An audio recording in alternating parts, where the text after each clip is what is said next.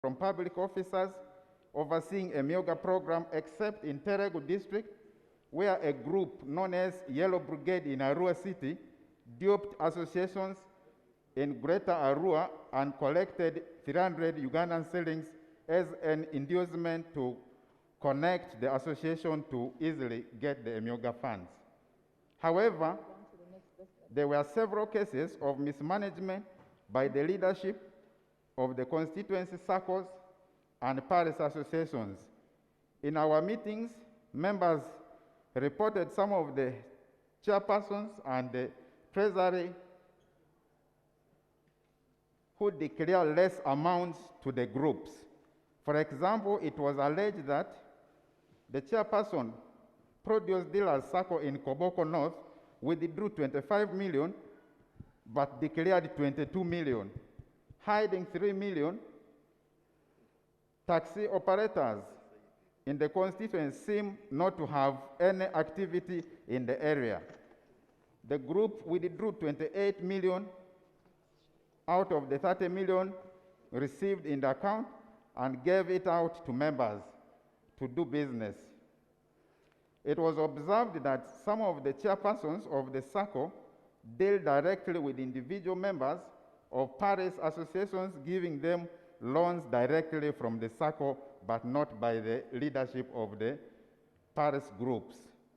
The parish associations are now being used, and there is discrimination in giving out the loans. Some of the members casted doubt on the number of parishes associations under some of the circles, especially produce dealers.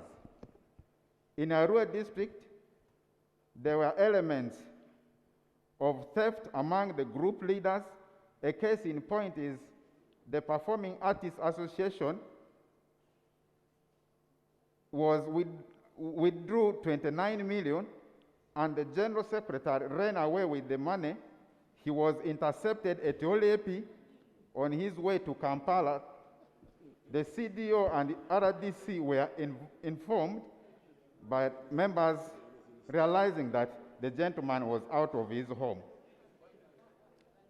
Veterans, widows, and orphans associations got 29 million, which was withdrawn upon the chairpersons tricking them to sign.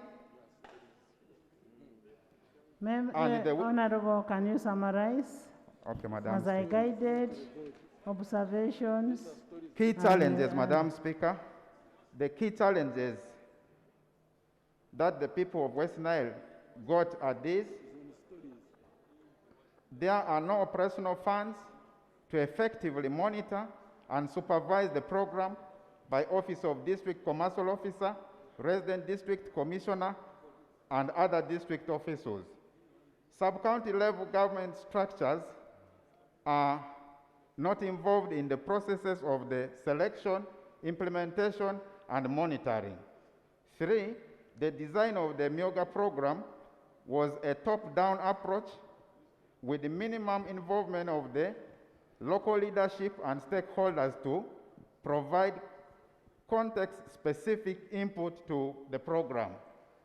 4, the funds for the EMYOOGA program were disbursed directly by the Microfinance Support Center to the accounts of the beneficiary circles within minimum involvement of the Office of the COW, District Accounting Officer. 5, there were no clear guidelines given by the Office of RDCs who chair and coordinate EMYOOGA program. 6, the amount of funds sent to the groups and constituencies is inadequate to meet the needs of the primary associations and members of the circles. 7, the EMYOOGA program funds were perceived by most of the communities to mean a campaign fund given by His Excellency, and it should be utilized. 9, many members fear to apply for the EMYOOGA funds because if they misappropriate it, they can be arrested and jailed. The training provided by the Microfinance Support Center was inadequate for them to effectively manage the SACCOs. Madam Speaker, these are the recommendations from the team from West Nile. 1, operational funding should be factored in the main grant, otherwise the actual project funds are already being used and tampered with, which will affect the size of the funding. 2, more accountability mechanisms to be put in place by involvement of the local leaders to monitor, sensitize, and hold group leaders accountable. 3, the central government should engage and consult the district local government stakeholders in the design of rural development programs such as EMYOOGA and the Paris Development Model. 4, clear guidelines and tools to be provided by the line ministries, departments, and agencies such as Microfinance Support Center to ensure standardized practices across all districts.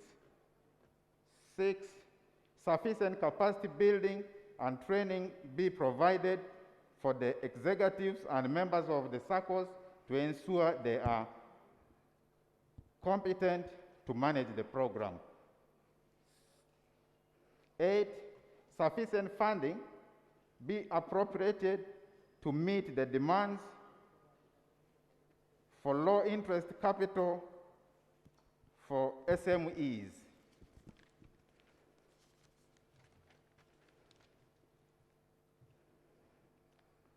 9,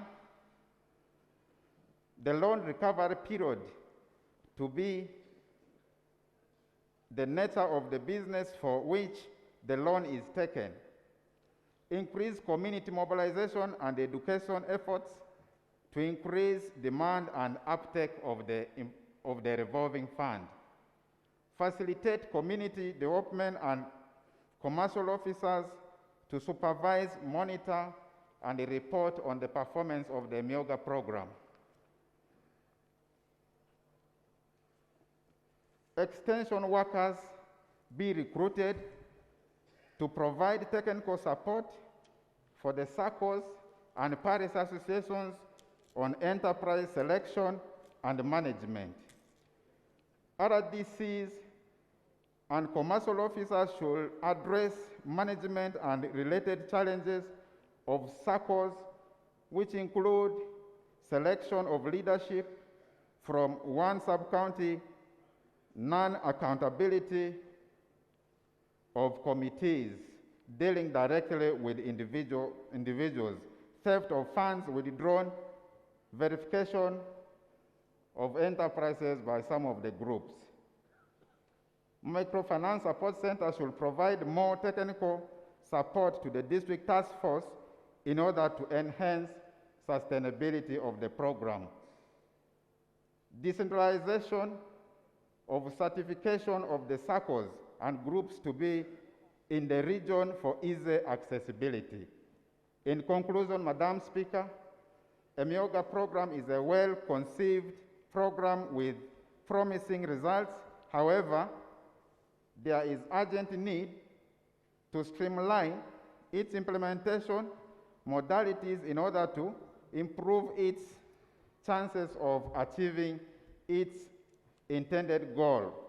Critical in improving the performance of the program is using the local government structures in implementation, supervision, and monitoring of the program.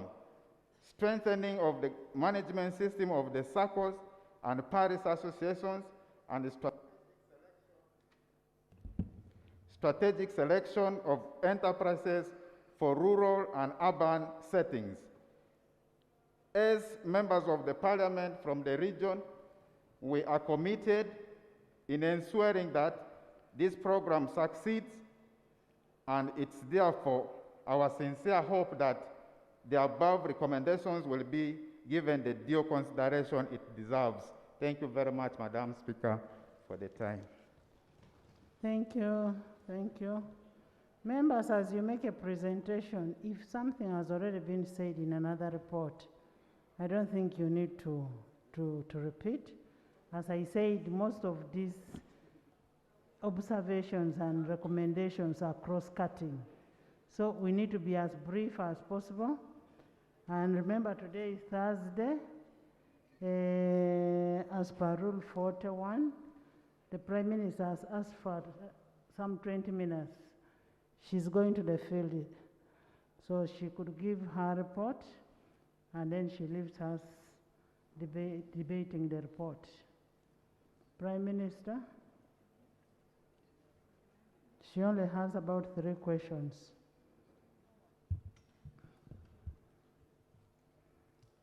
Right Honorable Speaker and colleagues,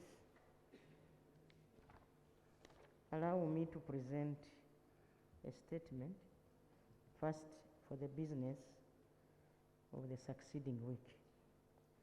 Under Rule 28 of our Rules of Procedure, that requires me to make a statement in the House regarding the business of the succeeding week. I'm here therefore submitting the following business for the succeeding week, 21st September to 23rd September 2021. 1. Motion for resolution of Parliament to pay tribute to the late Metropolitan Archbishop Jonan Rwanga of the Uganda Orthodox Church. A statement on the statement of roads in the country. I think this one is going to be comprehensive. I've already directed the minister to bring a very big comprehensive report. A statement on the status of the quality of telecommunication in the country. And then a statement on the status of Expo 2020 Dubai. Right Honorable Speaker, I beg to submit. Right Honorable Speaker, like we adopted the Thank you. You can present now the matters. Allow me to read the questions in the interest of time. Right Honorable Speaker, the Honorable Naigaga Mariam, the woman MP Namutumba, this is her question. The 9th Parliament approved a loan for the implementation of Agriculture Cluster Development Project as a pilot to be implemented in 42, now 57 districts. Among them is Namutumba district. This project has addressed major constraints faced by farmers, such as access to the subsidized inputs, construction of post-harvest facilities, and now starting to work on a few farm access roads. This project is coming to an end in March 2022. Can the Right Honorable Prime Minister explain to this Parliament the preparations for rollout to the remaining districts, as well as deepening the services in the already benefiting districts? Honorable Speaker, my response is the Agriculture Cluster Development Project is financed by an International Development Association credit of US dollars 150 million. The project was approved by World Bank on 9th April 2015, became effective on January 23rd, 2017, and is scheduled to close on 31st March 2022. The project development objective is to raise on-farm productivity, production, and marketable volumes produced in 12 geographical clusters comprising of 57 districts. Right Honorable Speaker and honorable colleagues, there are some achievements. One is provision of agro inputs to the beneficiary farmers. Provision of matching grants to producer organizations. And 3, strengthening agro input and output markets. Agriculture water management investments. Strengthening agriculture statistics. Web-based geotagged ICT platforms. E-extension platforms. Mobile soil testing application. E-marketing platforms. Data analysis. Financial inclusion system. And rehabilitation of road chokes. The procurement of the second set of works in 21 districts, including Namutumba, Chotera, Masaka, Rakai, Mpigi, Bugiri, Sinjiro, Bushenyi, Rubanda, Kabale, Ruchiga, Gulu, Ngoya, Umoro, Yumbe, Arua, Maracha, Madiokoro, Kibale, Kumi, and Kakumiro has been concluded, awaiting signing by the end of this month. That is question 1. Question 2, NIGAG again raised another question, that in some areas farmers were not well guided while making the project's work plans and missed out the key component of power connections. That what is the ministry's arrangement in terms of support toward such groups that have failed to start despite having structures because of power? My response, Right Honorable Speaker and honorable members, is it is true some facilities developed are located in areas far away from the national grid.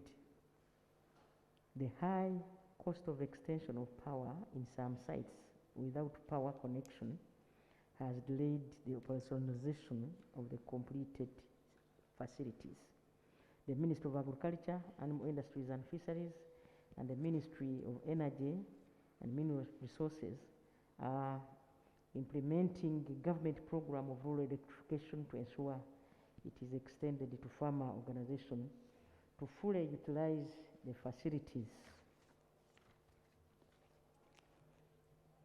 This project is a well-designed project that addresses the entire commodity value chain and in tandem with the agro-industrialization agenda of the NRM government. Right Honorable Speaker, as a government, finally, we are negotiating with the World Bank for a no-cost extension of the 15 months to enable ongoing contracts for the road construction of a post-harvest storage and management facilities, a rollout of digital applications and administrative data collection tools in 57 districts.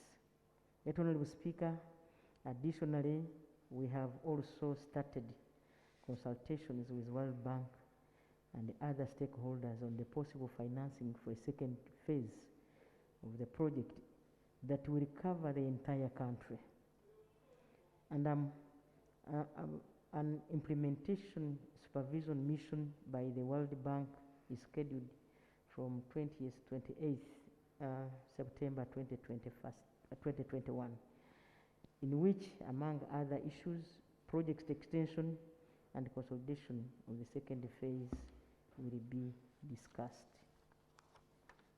Question number 3 came from Engineer Kasbat, Honorable Abigaba Mirembe, Member of Parliament, Kibale County, Kamwenge District. For some time now, Kamwenge District has had a number of their people suffer from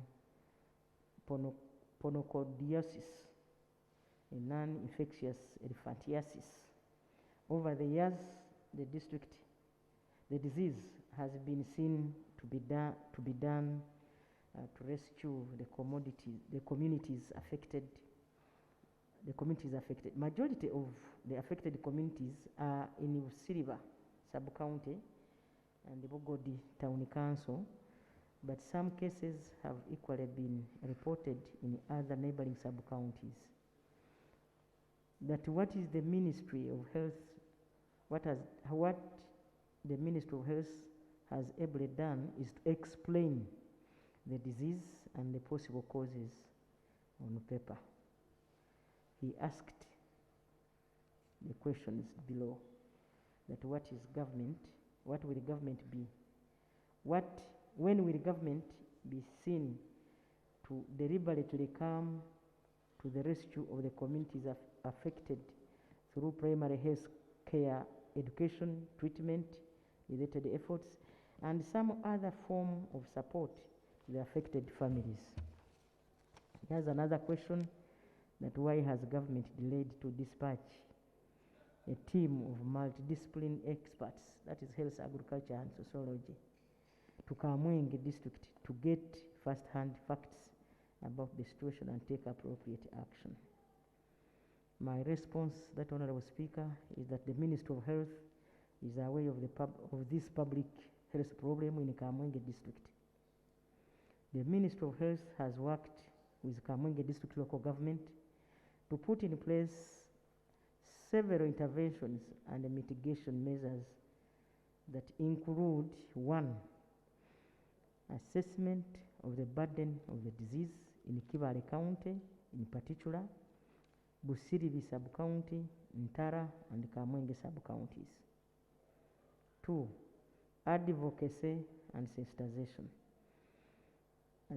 Advocacy and sensitization meetings have been held in Kamwenge district with the local leaders and affected sub-counties where affected sub-counties were educated about the disease and how to manage it. But Honorable Speaker, the disease has no known cure yet, and is only preventive measures and sensitization by avoiding walking barefooted. People who develop secondary infection, that is wounds, were advised to seek for medical care from nearby health facilities where they are provided with antibiotics and painkillers. Health workers have been trained on how to manage those patients who present themselves with those symptoms. Those with underlying nodules are referred to health center to undergo surgery. Behavior change and communication about the preventive measures is ongoing, conducted by Kamwenge District Health Officer and the District Health Educator. The second question, that why has government delayed to dispatch a team? As I asked earlier, Right Honorable Speaker and Honorable colleagues, the Ministry of Health, in collaboration with the World Health Organization, Makerere School of Public Health and Center for Disease Control, worked together to investigate cases of the disease in Kamwenge district to find a possible solution. The investigations revealed that females were more affected than their male counterparts at a ratio of 3 to 1. Among these tested, none tested positive for Virario worm, which causes elephantiasis. It was therefore concluded that the disease was associated with alkaline clay soil, which irritates their skin. Honorable Speaker, I would like to categorically state that the Ministry of Health has continuously engaged the district leadership on the severe damage caused by the disease, that is podoconiasis, and continue to sensitize the communities. Then the question 4 was still from my brother, Cuthbert, that over the years and on many occasions, members representing areas that neighbor the national game parks have raised matters relating to wildlife human conflict and destruction of crops, property, and killing of domestic animals.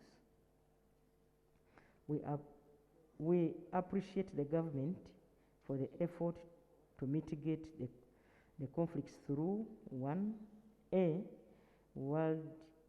the Wildlife Act 2019, B, the installation of an electric fence around the game parks, and that the question 1, he asked me to explain why until now Wildlife Act of 2019 is not yet implemented, especially to address section 82, 84, and 84 of the Act that deal with compensation of individuals and communities that suffer losses due to wildlife invasion. Then the other question was to share a roadmap of extending installation of an electric fence to Kamwenge district from Lubirizi district, where it is started and stopped causing all animals to migrate to Kamwenge side. My response is the human wildlife conflict are no doubt a growing challenge in Uganda. This situation is largely attributed to an increase in human population against the declining wildlife habitats caused by agricultural expansion, degradation, and related factors such as disruption of the natural migration patterns.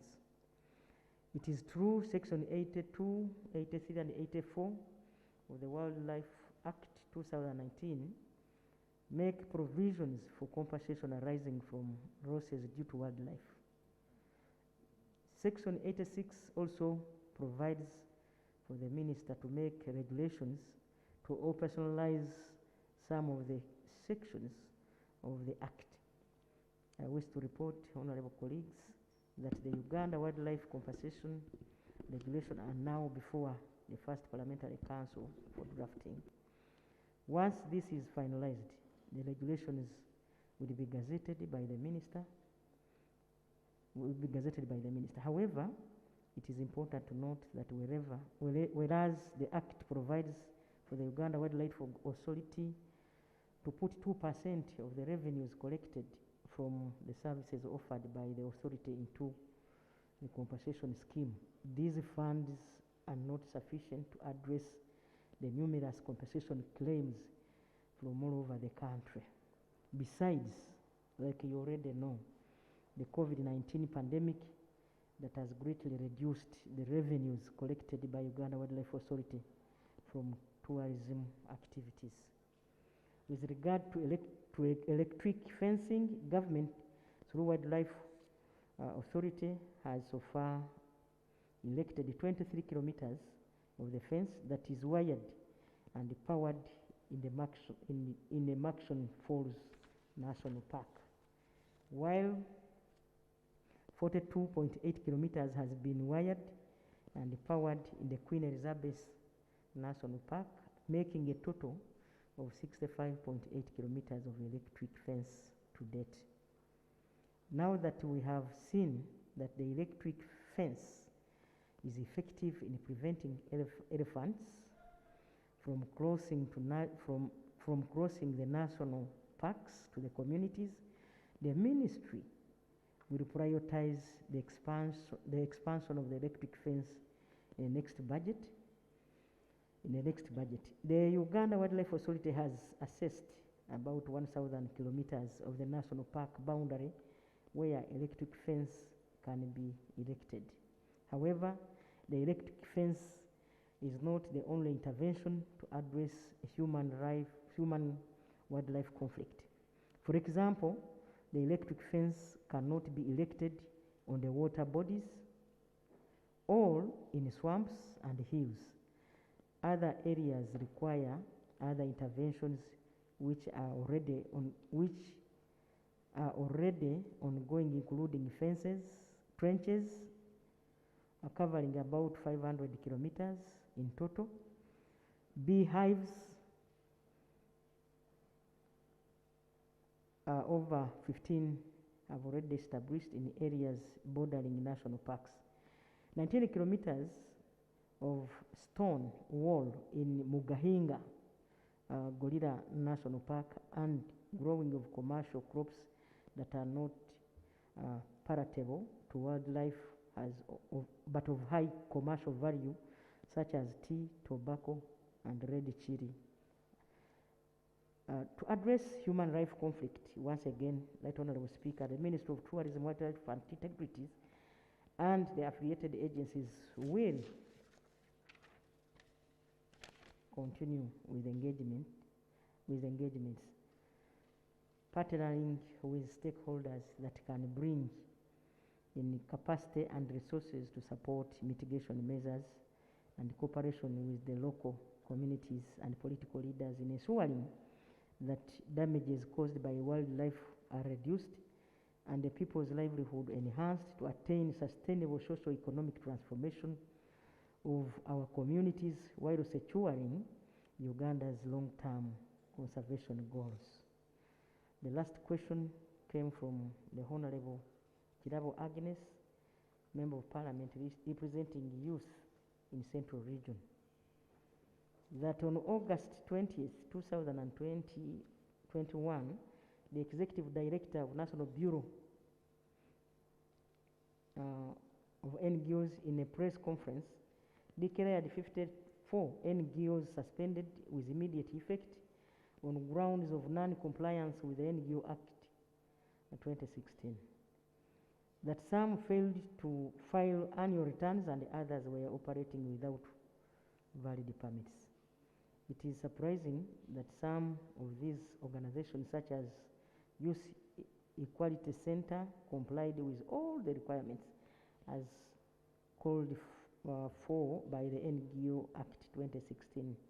That is, they operate under a valid permit and they filed the returns but were not spared. Some of these organizations are disrupted in their operations due to COVID-19 that has had the country locked down twice by the President Yoweri Kaguta Museveni for good intentions though of saving Ugandans from COVID-19 pandemic and thus unable to timely file in their returns. Some of these non-organizations are youth-led and greatly contribute to the promotion of the National Youth Policy advocacy, human rights, gender equality, and life survival skills to the younger people, and the other United Nations Sustainable Development Goals of 2030. With the challenges facing the youth, surge in teenage pregnancies, unemployment, mental health concerns, and disruption in education programs, mostly finalists at higher institutions of learning, the services of these non-organizations have been strongly contributing to the mitigation of these challenges. Halting their suspension has risked the youth in the Central Region to a complex environment. The questions are that the National Bureau of NGOs revises the decision for permanently suspending these NGOs and allow them operate with a time frame of about 6 months as they check themselves on where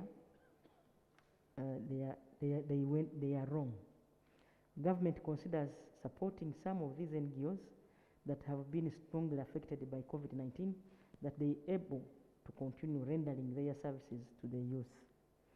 That government prioritizes dialogue with some of these NGOs who may be sliding off the objectives of the National Bureau of NGOs. That Honorable Speaker and colleagues, this is the last question. As a result of its monitoring and investigation functions, the National Bureau of NGOs, that is the NGO Bureau, discovered that 54 NGOs were non-compliant with the NGO Act of 2016. The NGO Bureau established that 23 NGOs were operating with expired permits, contrary to Section 31(1) and 32(1) of the NGO Act 2016.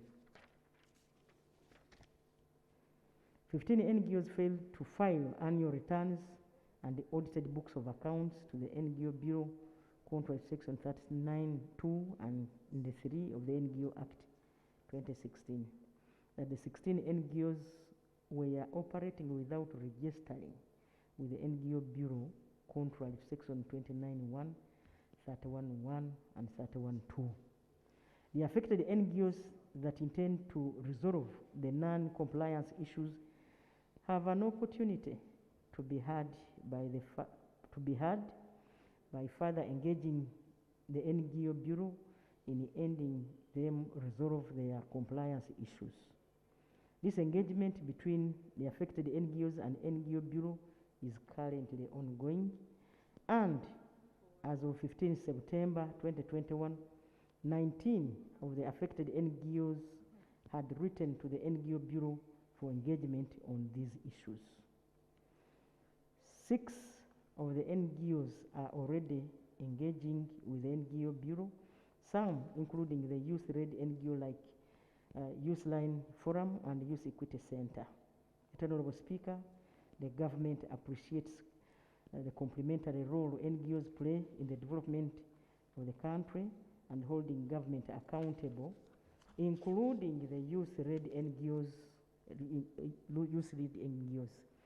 Government is committed to providing a conducive and an enabling environment to the NGOs operating in the country.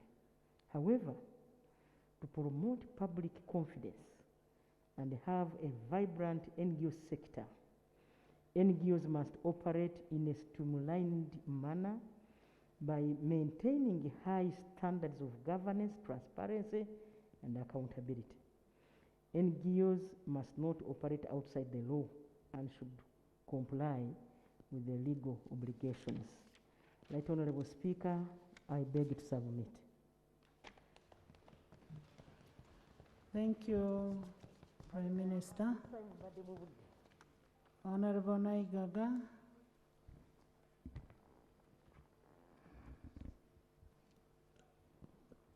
Thank you, Right Honorable Speaker. And thank you, Right Honorable Prime Minister, for the response. Since this is my maiden speech in the 11th Parliament, for record, my name is Naigaga Mariam, District Woman MP Namutumba District. And allow me, on the same note, congratulate you, my sister, for winning that seat.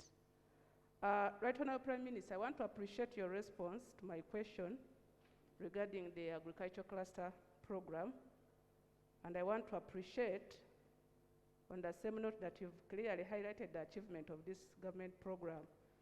However, on the issue of power, Right Honorable Prime Minister, as one of the benefiting districts of this program, we've made efforts to write to REA, which is a sister ministry to the Ministry of Agriculture, the implementing ministry, to give support to these farmers. This was as a result of trying out NEMA, of which it asked a lot of money that the farmers could not afford. So we wrote to REA as a joint letter with some members from Masaka, where still some facilities are failed to operate due to power supply. And I want to pray that you join our efforts and bring together the ministries, Ministry of Energy and Ministry of Agriculture, and have this matter sorted as you engage World Bank to roll out the second phase. Right Honorable Minister, this is a loan which has really taken a long time, and with my prayer that the project start to help farmers in the agro-processing side of both cereals in Busoga and coffee in Uganda. I beg to submit. Thank you, Honorable Prime Minister. I think you could make your commitment to engage those ministries. I have taken note of her concern. Okay. I pledge to commit that I will invite her and those other affected areas and invite Minister of Energy so that we can resolve this matter conclusively.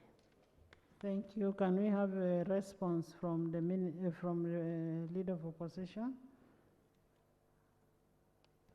Thank you, Right Honorable Speaker.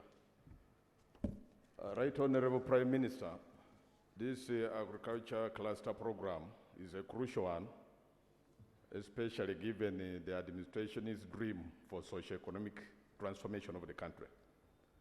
But that the World Bank has started with a few districts, including your own, and I saw in your response you were conflicted, Right Honorable Prime Minister, with due respect, because Kakumiro, amongst the few, is one of the beneficiaries of the 150 million USD. And this is an important project, because the purpose is for on-farm productivity. But Madam Right Honorable Prime Minister, honestly speaking, like we did for SAGE in the 10th Parliament, this wonderful program should be rolled out to all districts so that we are all beneficiaries. Or else, you continue to receive rife complaints from Wananchi. Okay. The other one of the rural electrification agents, which has now already been mainstreamed in the ministry, or rather merged with the mother ministry. I think I would only request that now that you have made a pledge, you ensure that the second phase project should cover the whole country. The question from the Honorable Distinguished Member from Kamwenge on this disease threat of elephantiasis, and you say in your response that the team that tested found none of the affected people suffering from elephantiasis, which leaves a lot to be desired in his question. Then something more should be done. At least bring to bear more expertise. More experts should be dispatched to conduct a detailed needs assessment and even do confirmatory tests. Maybe it is a form of coronavirus which we don't know, which attacks the feet. But what would be required is a scientific confirmatory test on the affected. And it should be urgent because it's a matter of an emergency of sorts. The human-wildlife conflicts are indeed a serious challenge in Uganda, Madam Speaker, because this question, I think, has come several times to the Prime Minister, and this time the law has been mentioned. And in Uganda, it's not about shortage of the law. We have all the laws in place, but the challenge is with the implementation, Right Honorable Prime Minister. If the law dealing with the compensatory approach is not being applied, then the question will continue to come, because why not compensate the victims? And you have issues with the compensation. We have seen even a motion which is pending on compensation. And now this one, you have mentioned the numerous compensation claims. I think your administration should reinvent itself and ensure that the pledges you make are honored in good time. And first things first, if this conflict has been on for ages, for donkey years, why not begin with those measures like electric fences, trenches, beehives?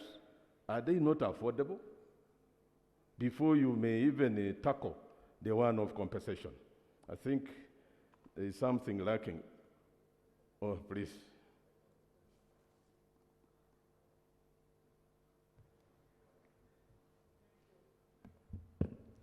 Thank you, the Leader of Opposition. Right Honorable Speaker, the information I want to give to the House in regard to the problem we have with the coexistence of our animals and the communities living around the park is that at the end of last Parliament passed a loan which was given by the World Bank, which is helping both my Ministry of Water and Environment and Ministry of Tourism, where the component of making trenches, electrical wires, to prevent the animals wandering into the surrounding community was secured, and it was $78.3 million, and we are in the process of implementing that. It is already in the offering. Thank you. Thank you, the Minister of State for Environment, for that good information.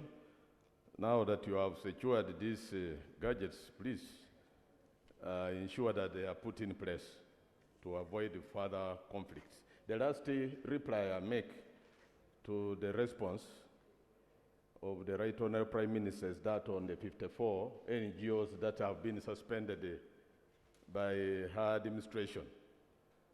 Madam Prime Minister, it's not necessarily because of you are attributing it to maybe failure to raise the annual returns, but the truth of the matter is that most of these NGOs, including the very first one, the Democratic Governance Facility, which was suspended, DGF, they are held in suspicion for being in bed with some parties in court, which are not necessarily, of course, not NRM. But we are in a multi-party dispensation, Madam Prime Minister. And we are also reliably aware that NRM is a beneficiary of huge funding from some of these NGOs. So why not do the right to shame the devil other than victimizing NGOs just because they are maybe suspected to be associated with some parties? Thank you very much. Thank you, Madam Lord. Speaker. The good thing, the suspicion is not in writing. It is, it's what, a perception actually. And if they're in bed with anybody, then they should leave the beds and do their work, what brought them to Uganda, other than fighting people. Yes, there's a procedure matter. Madam Speaker, thank you so much for allowing me to raise this procedure matter. I want to thank the Right Honourable Prime Minister for answering the questions that have been brought before her. Madam Speaker, early last week, I submitted my question. Actually, my neighbor here too said she submitted her question. My procedural matter is in regards to how will a member know whether he or she is in the queue? Because from today, we've only seen 3 questions being answered, and we are not sure when our questions will be answered. So I really need this clarification, and I need to be guided, Madam Speaker. Thank you so much. Clerk, you need to give that clarification to the members because one, it is your rules, our own rules, Rule 41, which says that they shall be put in writing and it shall be by raffle. So I don't know whether the 15 questions are always forwarded to the Prime Minister or not. Prime Minister, do you receive the 15 questions?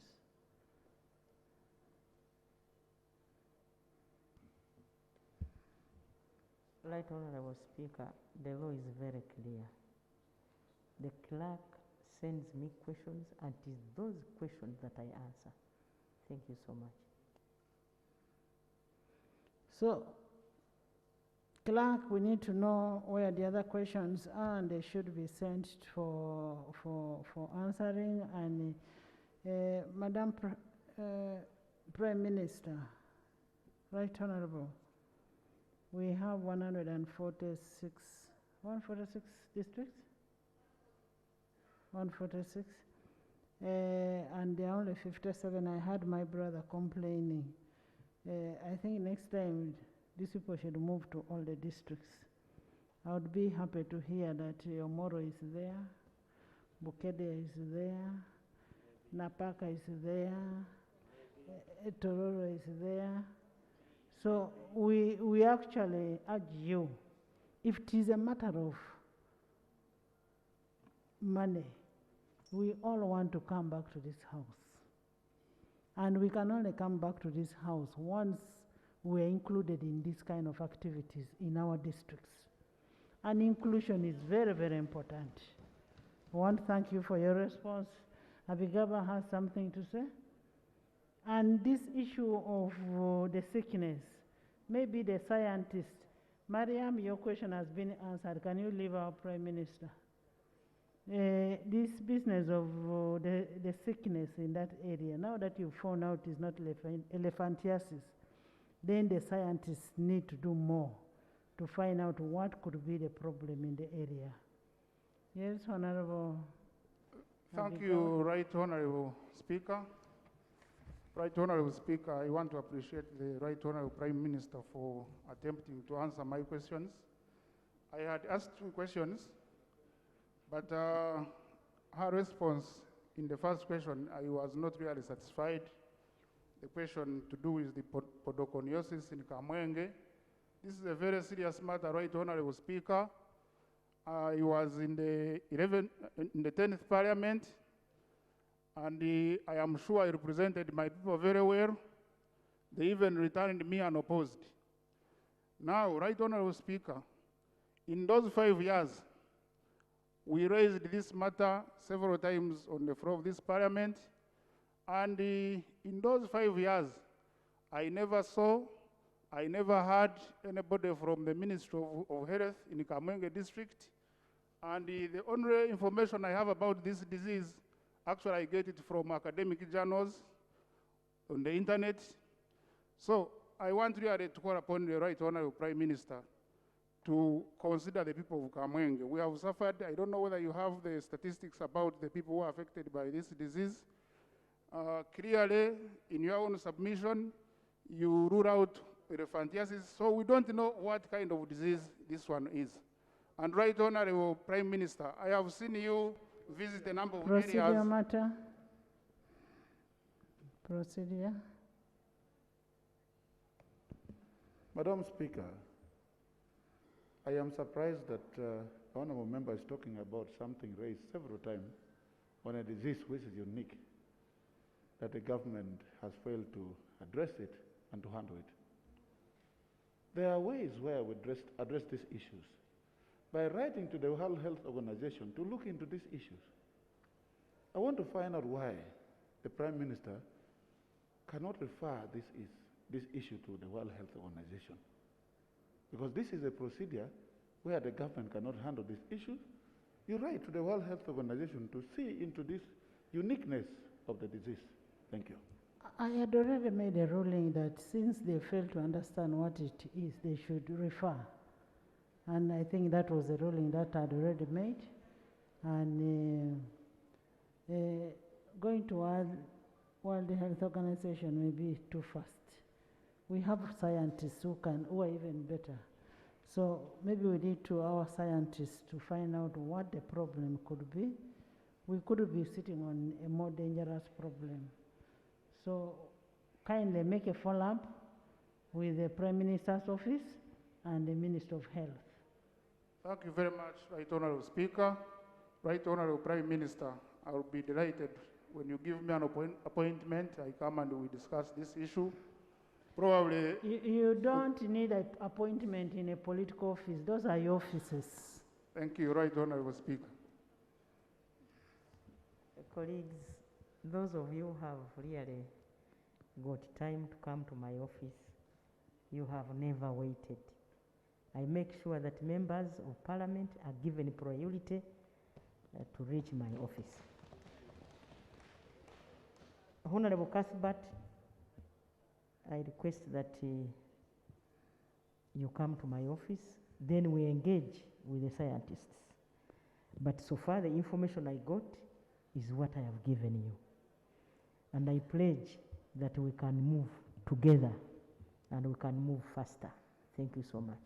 Thank you, and it would also be good if you visited that team in Kamwenge.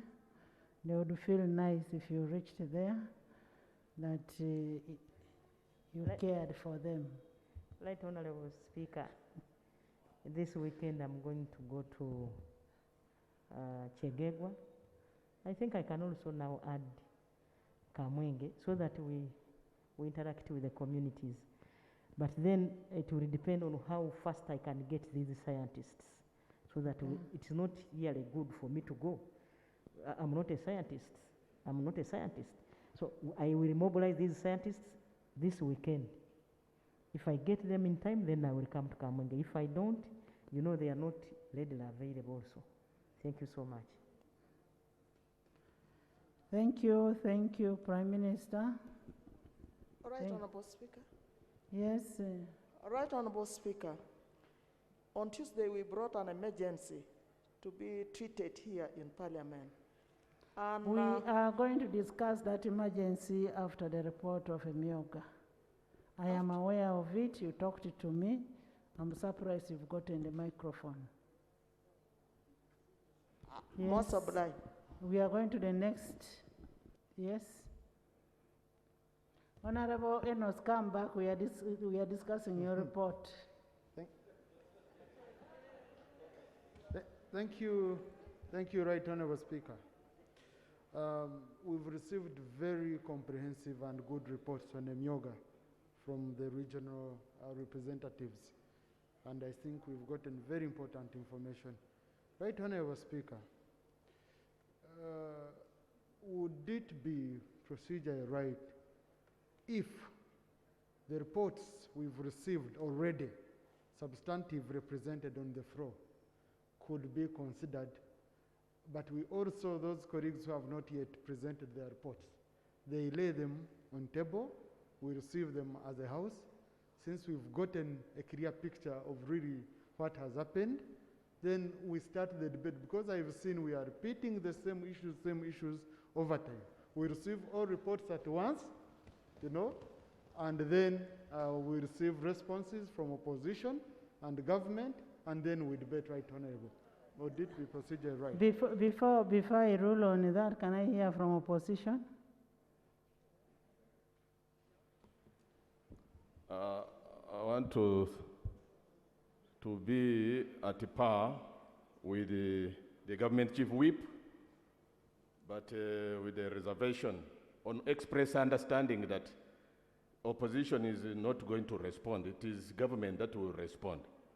Ours, we have also a report which is already summarized, and it could be presented because it is an alternative to all those others that have been presented by the regions, Madam Speaker. Members, as I said before, that most of these observations and the recommendations are cross-cutting. And that's why the leader of, that's why the government chief whip is saying we lay on table the reports. If that is agreeable, then we do so. I think we can lay on table, then we debate it. We get a brief report from finance, from opposition, debate it, and come out with the resolutions. Busoga?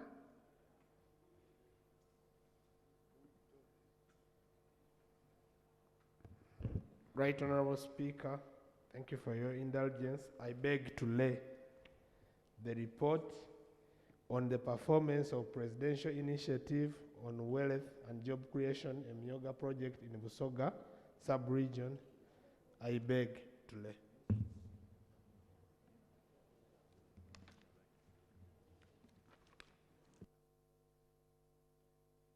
Thank you, Busoga. Sebe?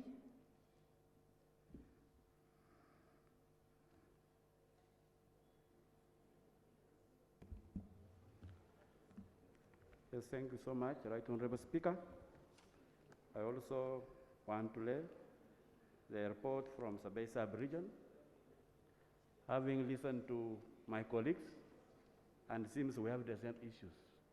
So I have no problem. We can proceed with the debate. Thank you so much. Bunyoro.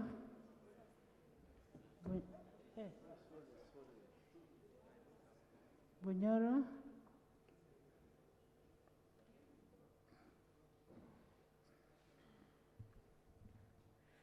Thank you, Right Honorable Speaker and honorable members. And for records, I'm seeing Harriet Mugenyi, Woman Member of Parliament for Yuma District, and the Vice Chairperson, Bunyoro Parliamentary Caucus. Right Honorable Speaker and members, I beg to lay copies of the report of EMYOOGA program in the Bunyoro sub-region. I beg to lay. Thank you, Honorable Harriet. Bugisu. Bukedi.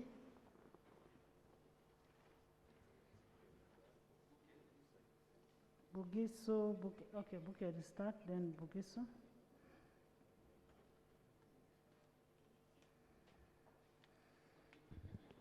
Right Honorable Speaker, I beg to lay the report of the monitoring of members of Parliament for Bukedi sub-region on the EMYOOGA program. I beg to lay. Thank you, Bukedi.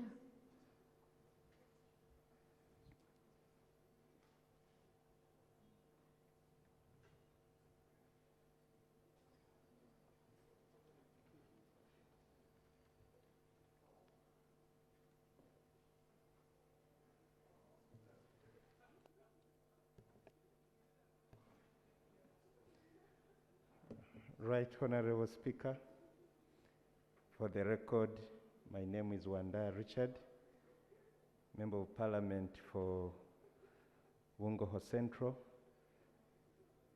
I wish to lay on table the report for Gisu sub-region in relation to EMYOOGA program. I beg to lay.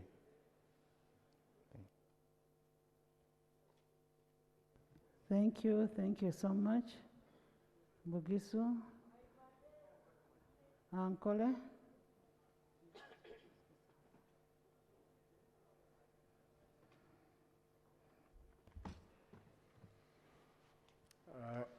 Right Honorable Speaker, for the record, my name is Bataringa Baziru Wankwene, Member of Parliament, Kashar North, Mbarara District, and the Chairperson, Ankwere Sub-Region Caucus. I wish to lay on the table the monitoring report for the EMYOOGA program as you directed. I beg to move.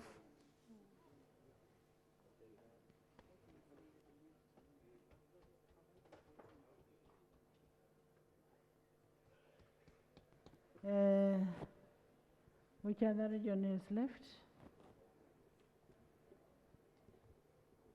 I have my personal report for Bukedi.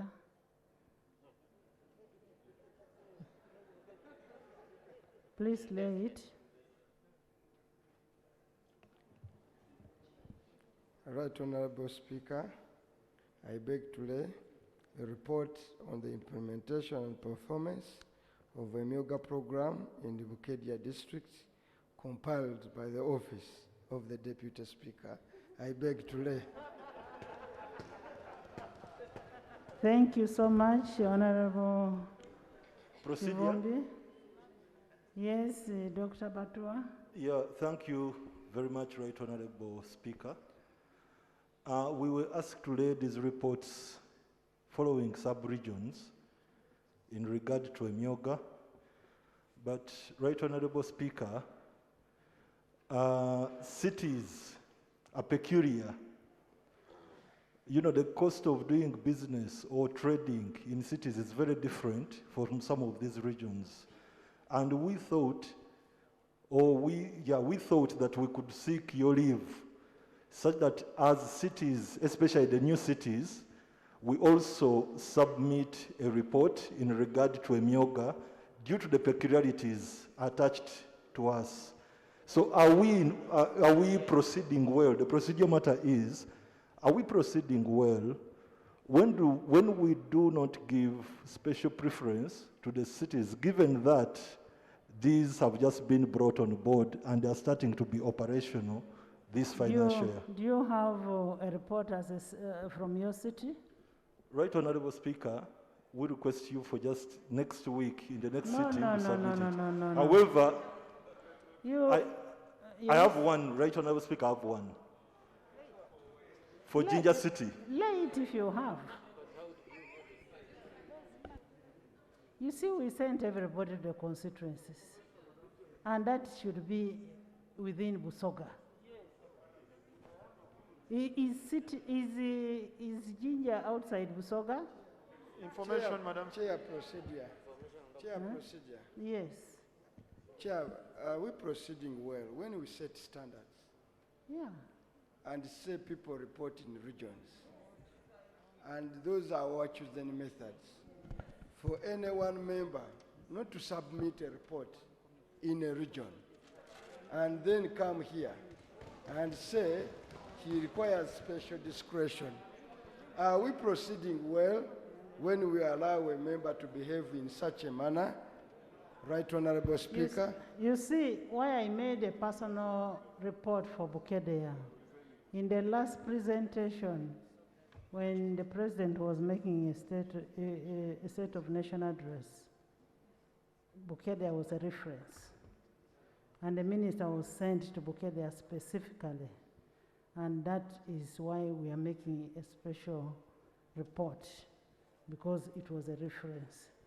And I want to imagine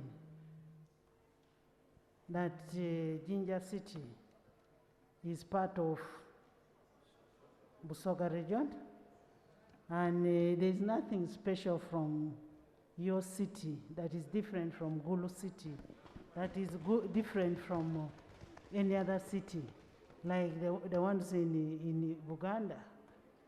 Can we have a statement from the Minister? A brief statement from the Minister? Madam Speaker, procedure. Before the Minister, the procedure issue I'm raising, Madam Speaker, is it is clear in our rules of procedure and even in the Commonwealth practice that even with a general majority report, one may generate a minority report. And then the case of Dr. Batua, his is likely to be a minority report. So, wouldn't it be procedurally okay to allow it, Madam Speaker? Can we have the Minister? That is not a minority report. Thank you very much, Right Honourable Speaker and Honourable colleagues. Right Honourable Speaker, allow me to thank you very much for the decision you took to send members to their respective constituencies to follow up on the implementation of this wonderful program. Right Honourable Speaker, thank you very much. How I wish that this could be extended to all government programs, because, Right Honourable Speaker, members of Parliament have done a wonderful job, and indeed, ever since they went to follow up on the implementation of EMYOOGA, key stakeholders that were reluctant to implement or to follow up on the implementation of this program are now busy following up and ensuring that this program succeeds. I thank you very much, Right Honourable Speaker. Right Honourable Speaker, because of time I'm not going to talk about background. Of course, all of us know. Allow me to begin with the status update on the progress. Right Honourable Speaker and honourable members, shillings 260 billion was provided by Parliament for the EMYOOGA program These funds have been disbursed to Microfinance Support Center, which was designated as the lead implementing agency for the EMYOOGA program. And this financial year, shillings 100 billion was voted by Parliament for the program. Right Honorable Speaker, Microfinance Support Center is working in collaboration with district EMYOOGA task forces that were set up in all districts and chaired by the resident district commissioners. The district task forces, Right Honorable Speaker, have the composition of chief administrative officers, district community development officers, district commercial officers, microfinance zonal officers, LOC 5 chairpersons, members of parliament, and the representatives of the 18 EMYOOGA categories. Colleagues, the EMYOOGA program is being implemented in 5 phases. That is community mobilization and identification of beneficiaries, registration of parish-based associations and EMYOOGA circles, training and member education, disbursement of funds, and monitoring and supervision of by technical officers. Right Honorable Speaker and members, I'm pleased to report that the EMYOOGA program has registered the following achievements. Under community mobilization and identification of beneficiaries, Right Honorable Speaker, I spearheaded this phase, which involved the regional and district sensitization meetings for leaders, members of parliament, local leaders, and representatives of EMYOOGA categories or enterprises. The program was successfully launched countrywide, and 7,023 participants took part in the meetings. Registration of parish-based associations and the EMYOOGA circles, Right Honorable Speaker and honorable members, under this phase, Microfinance Support Center has mobilized 5,710 parish-based associations and 6,748 EMYOOGA circles countrywide, reaching out to 4,114,200 direct beneficiaries as at the end of June 2021. With support from Microfinance Support Center, Right Honorable Speaker, 6,275 EMYOOGA circles, newly created EMYOOGA circles, have been issued with registration certificates, but the registrar of cooperatives and issuance of certificates is still ongoing. Training and member education. Right Honorable Speaker, under this phase, a total of 2,809 local government officers, that is district commercial officers and district community development officers, underwent a training of trainers, and they support the district EMYOOGA task forces to plan, organize, conduct, and monitor the quality of training for the members of the parish-based associations and the leaders of the EMYOOGA circles. Right Honorable Speaker, I'm pleased to report that a total of 1,325,000 members in the parish-based associations and 331,002 leaders from the registration of EMYOOGA circles have so far been trained in the areas of financial literacy, enterprise selection, mindset change, basic financial management, record keeping, to mention but a few. Right Honorable Speaker, Microfinance Support Center has deployed 54 clients. Yes, Honorable Cole.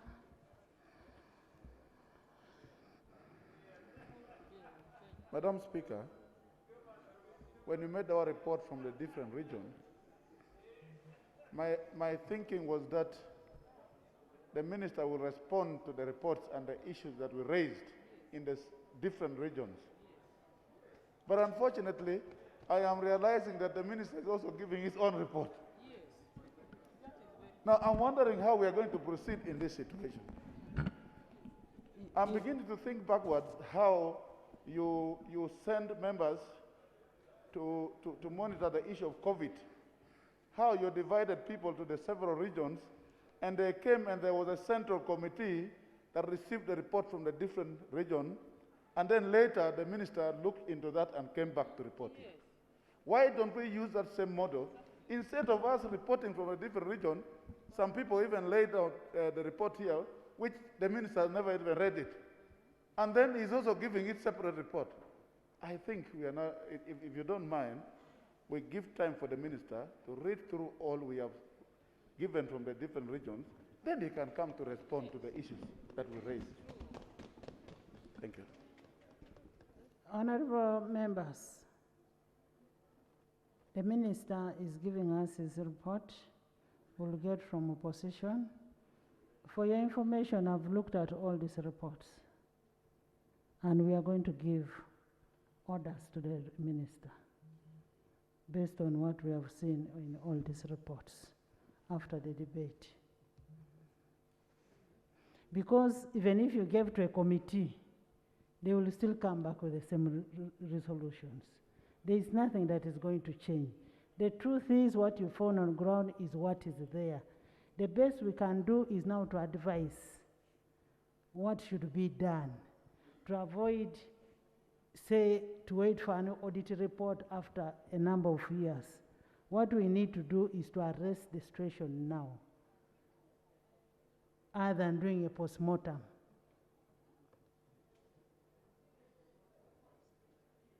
Is that...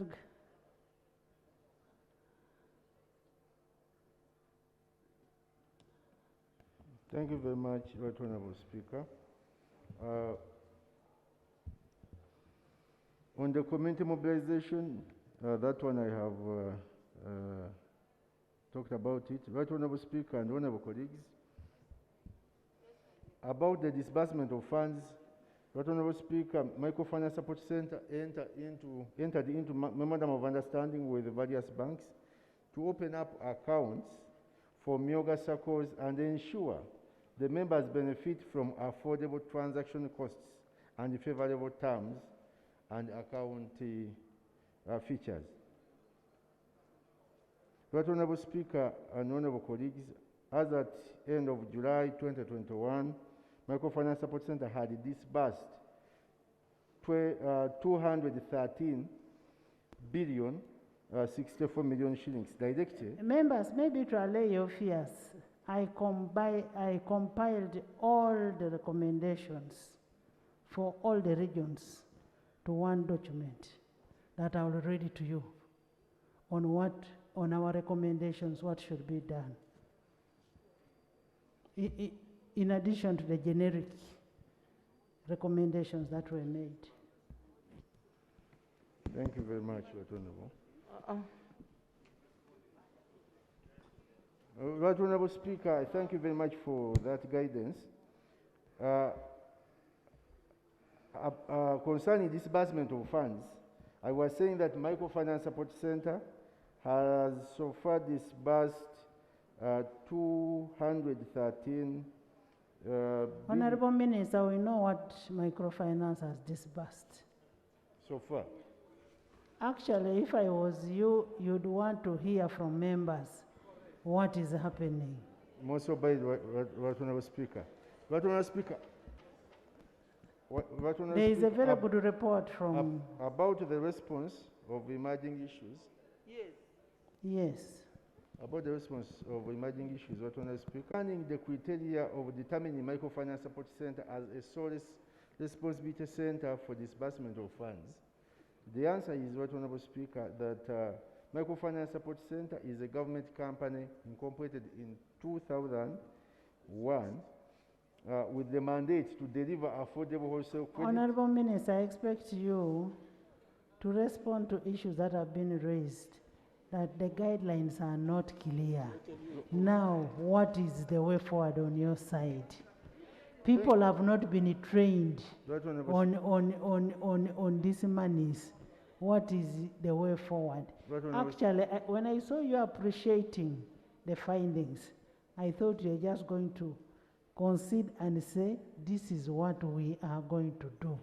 to correct the problem. Thank you very much, Right Honourable Speaker. But Right Honourable Speaker, it is on the record that you directed me to come back with the answer as to why we chose Microfinance Support Center as an implementing agency. But going by your advice, Right Honourable Speaker,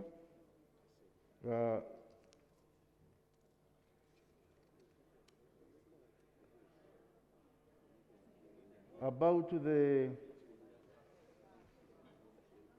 EMYOOGAs that have not yet received the funds, Right Honourable Speaker, the process is still continuing, and once the district task force qualifies a circle, a EMYOOGA circle, it is supposed to be sent for payment to Microfinance Support Center.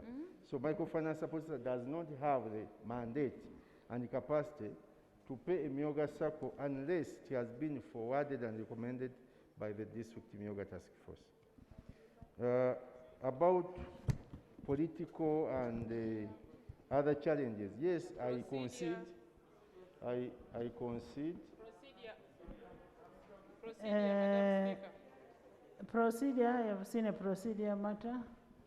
Why don't you lay your report as it may be?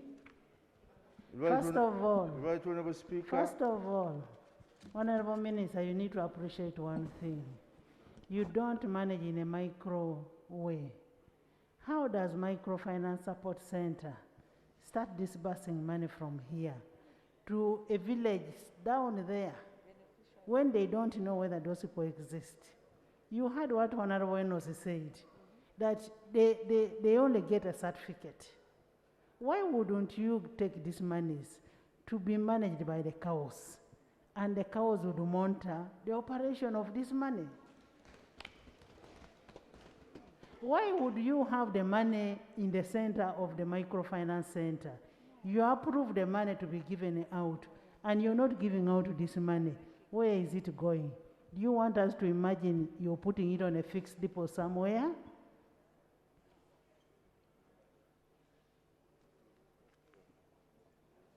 Right Honourable Speaker. I am not telling you to speak. There is somebody with a procedure behind there. Please sit. You lay your paper. We will consider it in the lay it on table. We will consider it. Let members raise the issues. Thank you very much, Right Honourable Speaker. I beg you to lay on table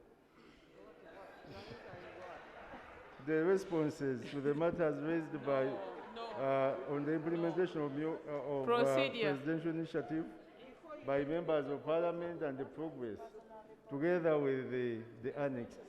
I beg you to lay, Right Honourable Speaker. Jen? Thank you, Right Honourable Speaker.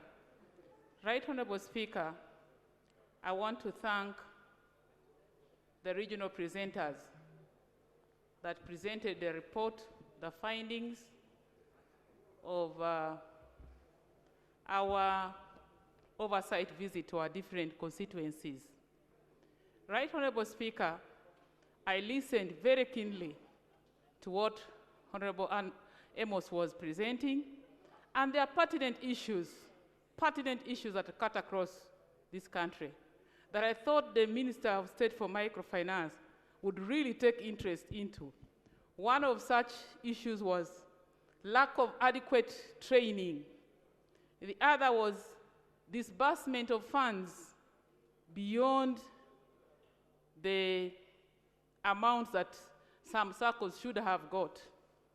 The other that I noted was one circle in I think Rakai, Leaders Circle, got 50 million, and it was returned to Microfinance Support Center under unclear circumstances. I thought those observations and recommendations that came out of this report is what the minister would be responding to. And if he's not ready, I thought he would today request that he should be given more time to consult with Microfinance Support Center and come back and report to Parliament. Or he would have told us what they are already doing or what they are going to do. Madam Speaker, are we therefore proceeding right with a minister that we are seeing trying to gamble here and there with the responses? Because the report that he started with clearly indicates that he has not come ready to respond. He's not ready. But he was giving us a status quo of the disbursements of EMYOOGA funds from Microfinance Support Center. Are we therefore proceeding well? Information, Madam Speaker.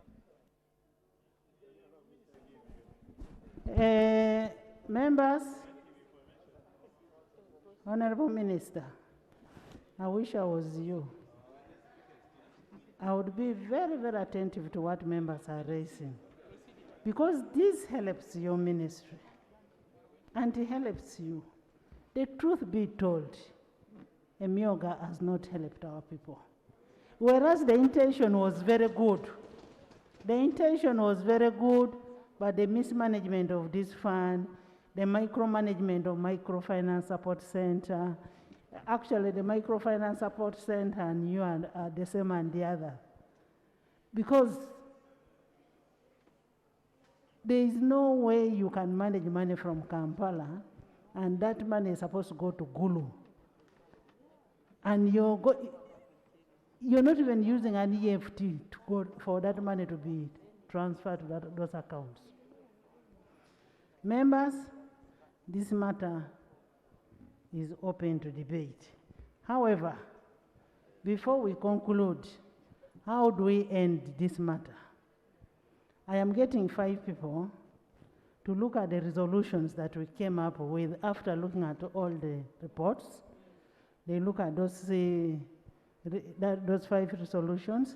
As we debate, they will come back and present the resolutions that I came out with from my office. Honorable Anne, you're part of the team that is going to look at the resolutions with the Honorable Taebwa, Honorable Chivumbi, Sarah, Right, Honorable and Speaker. the Minister. Right, Honorable Speaker. You had earlier on guided that after the Minister presented his statement, the Leader of Opposition would be given an opportunity to also lay. We've agreed with the Leader of Opposition on the issue of the resolutions. Should be embedded in that. Members? Yes, Honorable. Thank you, Madam Speaker. For Yes, record, members. I'm Thomas Gumaiko Kamcha MP Kajara.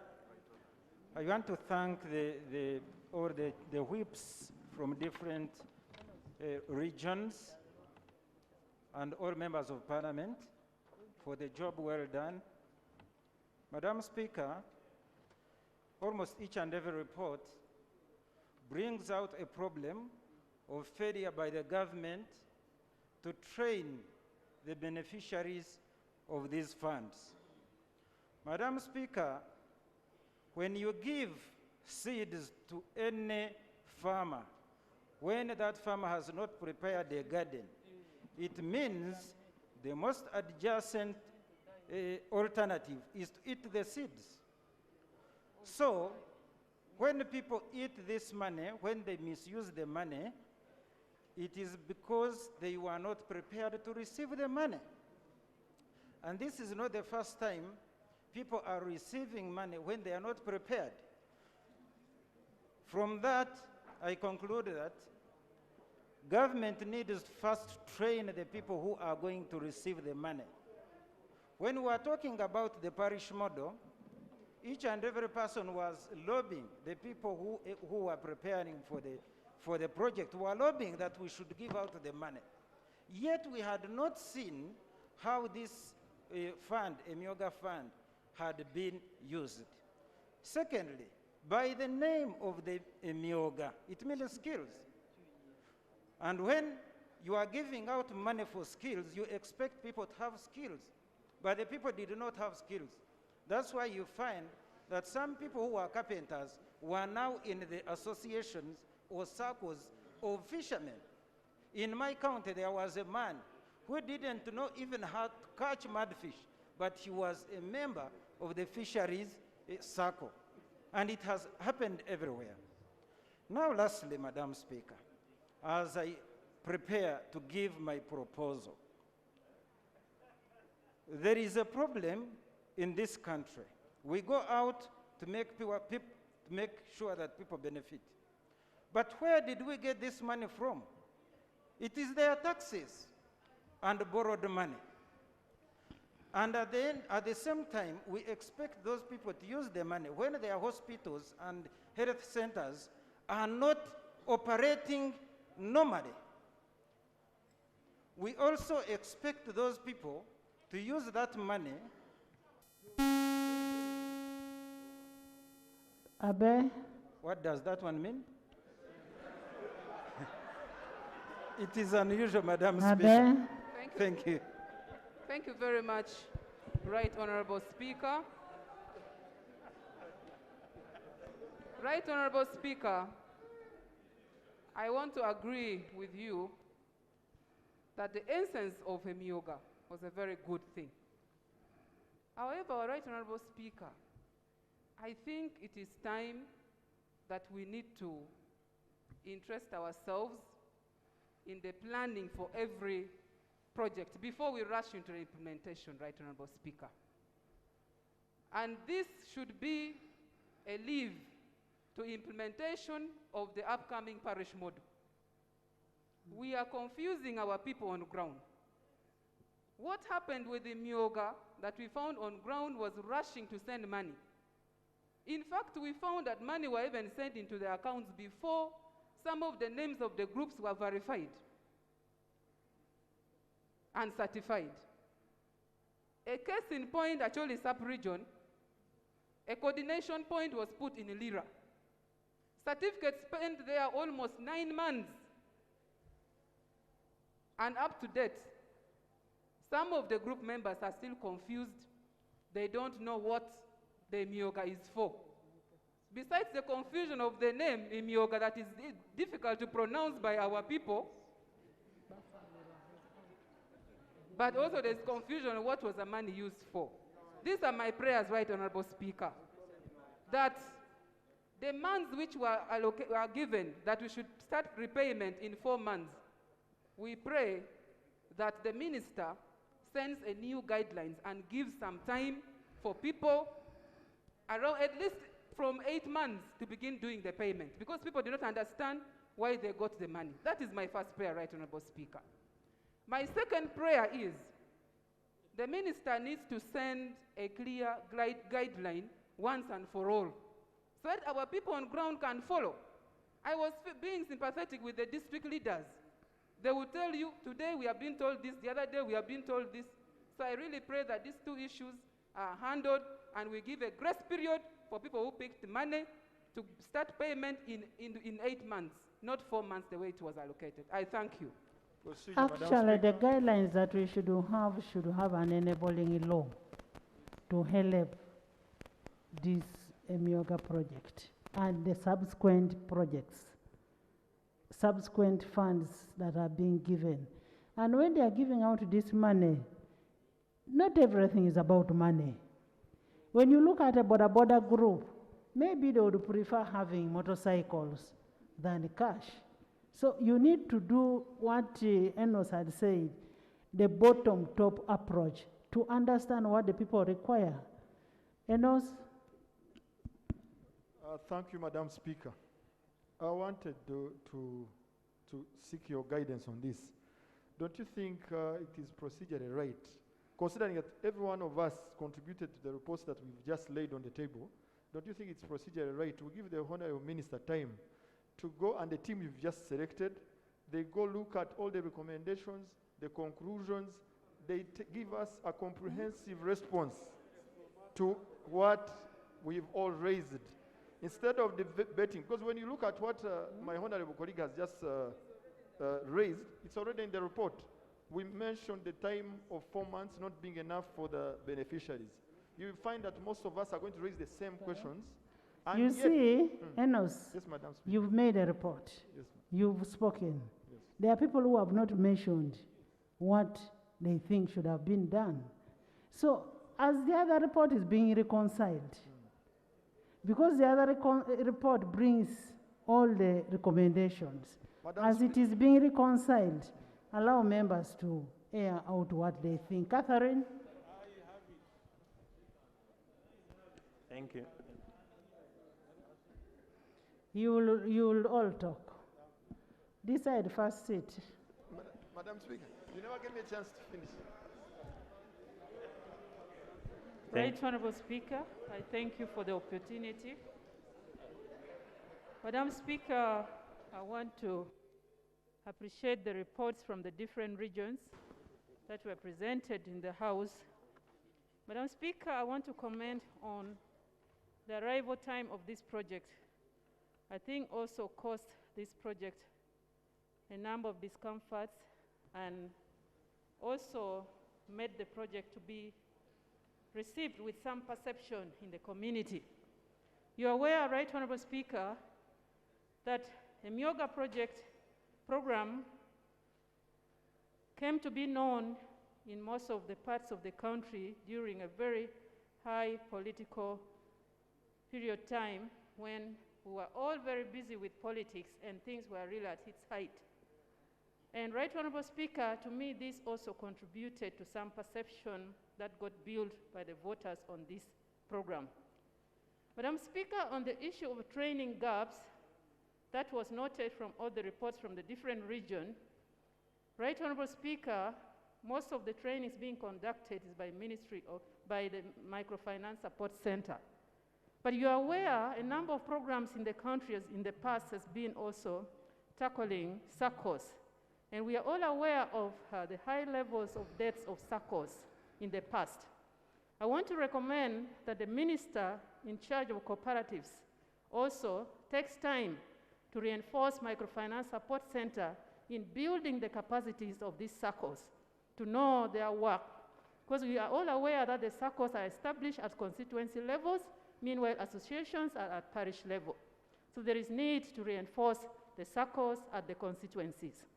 Finally, Madam Speaker, on the issue of the funding, when you look at the interest of this program, basically, it is one of those which has been designed with strategies to transform at least 68% of Uganda households from subsistence to market-oriented production. EMYOOGA has come with its design at constituency level that goes to parish levels, but Madam Speaker, look at the funding allocated of 30 million shillings at the constituency level. Take a case in point, the borders under their cooperatives. Another one is the veterans, as was mentioned in one of the reports from the regions.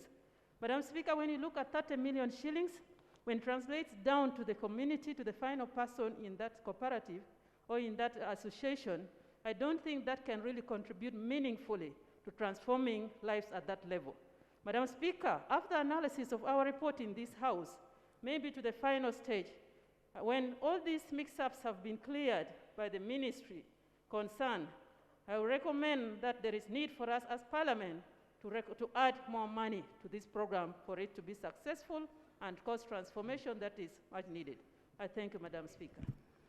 Thank you, thank you. Procedure. We can only add money if Procedure, Madam. the issues are resolved with the associations. And we also need to strengthen Uganda Microfinance Regulatory Association plus the SACCOs. We need a law that will have sanctions to the effect. Procedure, Madam Speaker. Yes. Thank you so much, Madam Speaker. The procedure issue I'm raising is members are discussing critical issues that the minister in charge of microfinance should be. The minister is here. But does he know the EMYOOGA properly? Because it was the Honorable Kasoro who is actually... By the way, SACCOs are managed by cooperatives.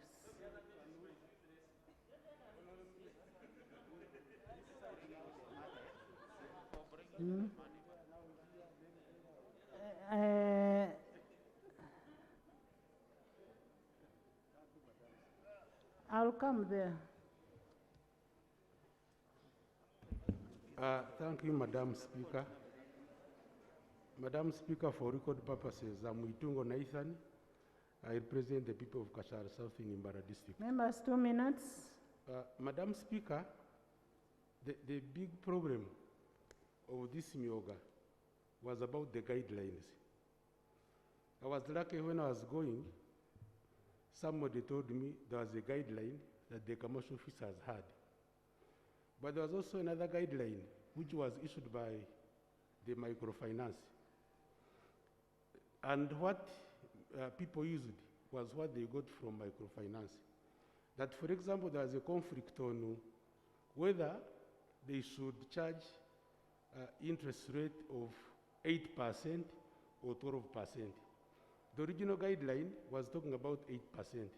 The one of Microfinance Center was talking about 12%. There was also an issue about the security. The security of the original guideline was about the members. But the new guidelines from microfinance, they wanted to correct security, land and the rest. That means the poor people could not access this money. There was also an issue about the membership. Membership was made open, that you can be in this circle, in another circle, in another circle, because they have the money to pay for the registration and whatever the members want. Then there are so many issues, but the last one was about the lending period.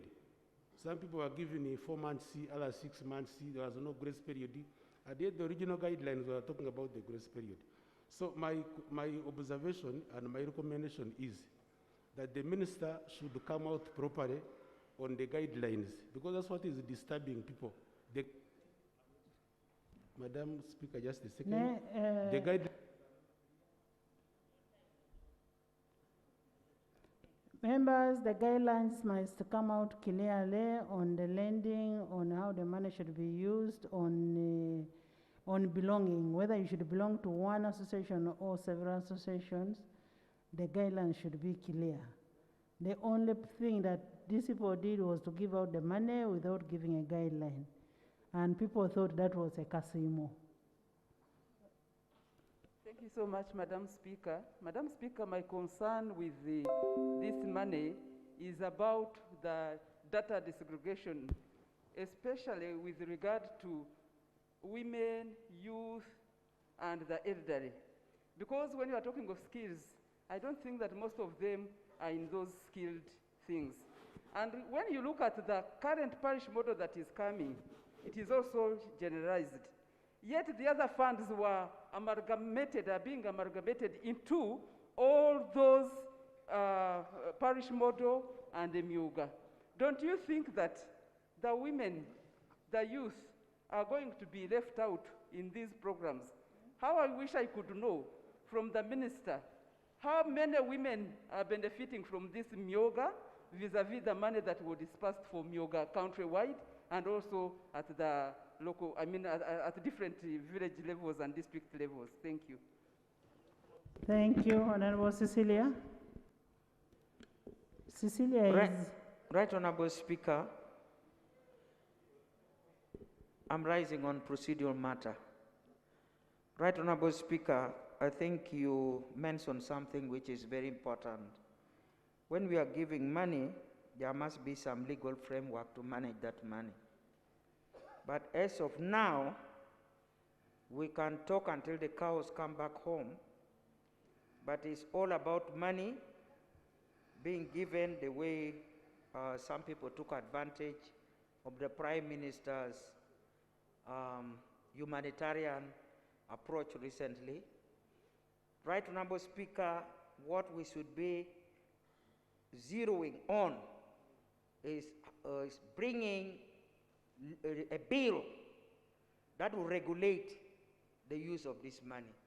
Right, Honorable Speaker, whether you like it or not, this money was political. This money has been mismanaged. You can talk about anything, but we are going to talk whether you are movement or you are in opposition. This money was used against you. You probably did not know, but you are lucky to have won. That is a fact. You know, so I want to tell you the truth. Others would fear to tell you, but let me tell you. That money was actually used for political reasons.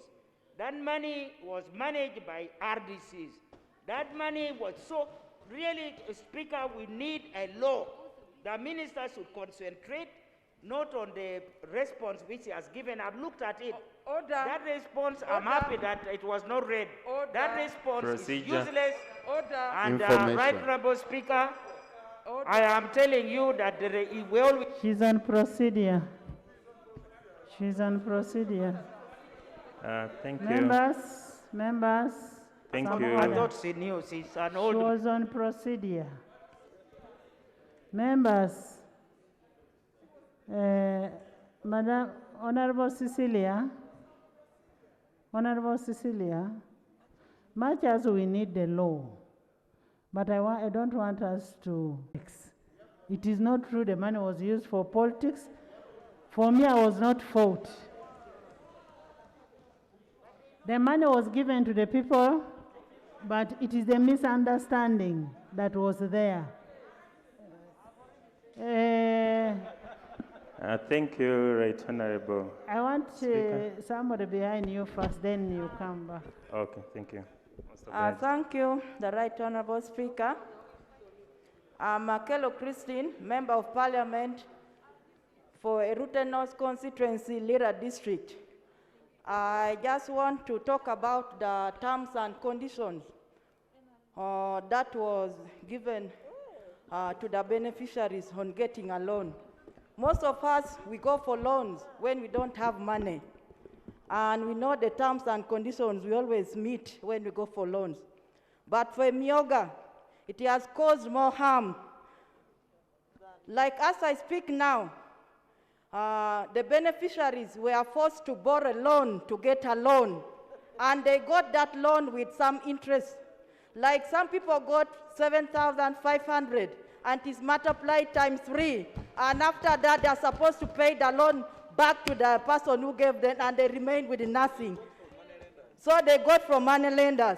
And some people who had money, they just put money and they didn't give to the beneficiaries. So it has caused more harm than solving the problem. So that is the biggest problem. As I stand now, people are scared. They don't have anything. They didn't benefit totally. And they're saying we need to speak for them, for their safety. They're scared that they'll be arrested any time from now. I beg to submit. Information. Thank you, Right Honorable Speaker. Julius Tsime Karhanga is my name. I represent the people of Rwampara East constituency. Right Honorable Speaker, I would like to thank you for your wisdom and the when you decided that we can monitor this program.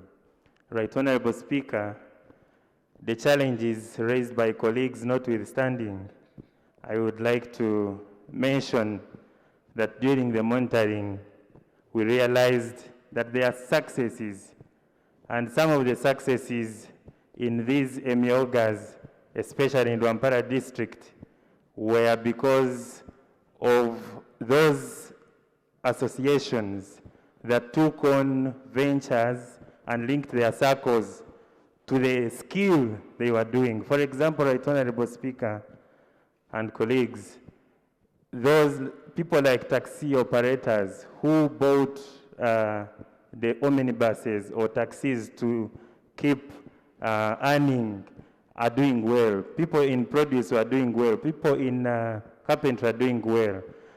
Right Honorable Speaker, also it was realized during our monitoring that groups that were meeting regularly were able to strengthen their cohesion and are pulling resources together. So despite the challenges, including the training, inadequate training, the limited seed capital that was given to them, I want to say that out there are successes, and the people, the Ugandans, the citizenry are happy that they received this money. We can look at those successes and benchmark and streamline the whole EMYOOGA program. But we shouldn't just be quick to hurl as many stones and the rotten egg. Thank you so much. Professor Mshemesa. Thank you, Right Honorable Speaker.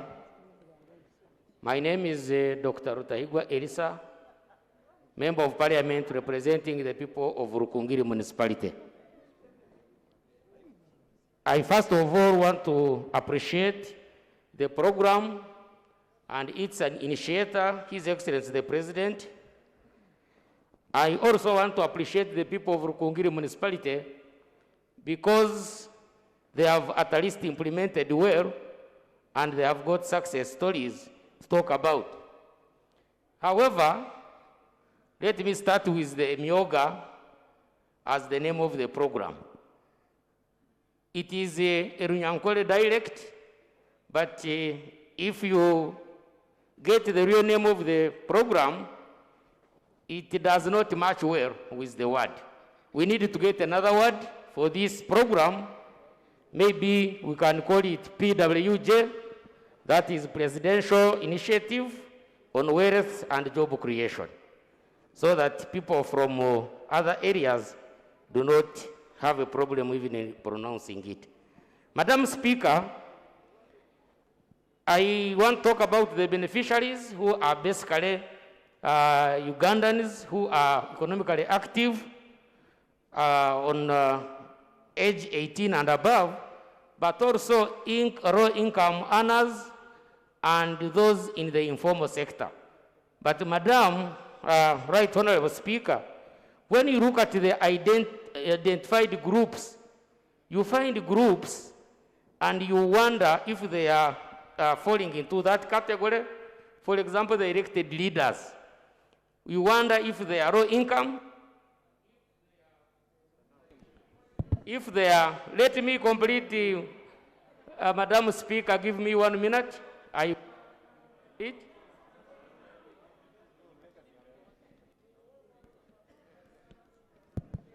Thank you, Madam Speaker. My name is Mamawi James, MP, Adjumani East Constituency. Madam Speaker, I want to thank the government of Uganda for supporting our people. Why I'm doing so is because in my constituency, all the groups chosen have received their money in their account. Madam Speaker, I want to thank your office for your wise decision that we go and see what is taking place on the ground. We are very happy when we are on the ground. There are so many things which is taking place in our constituencies.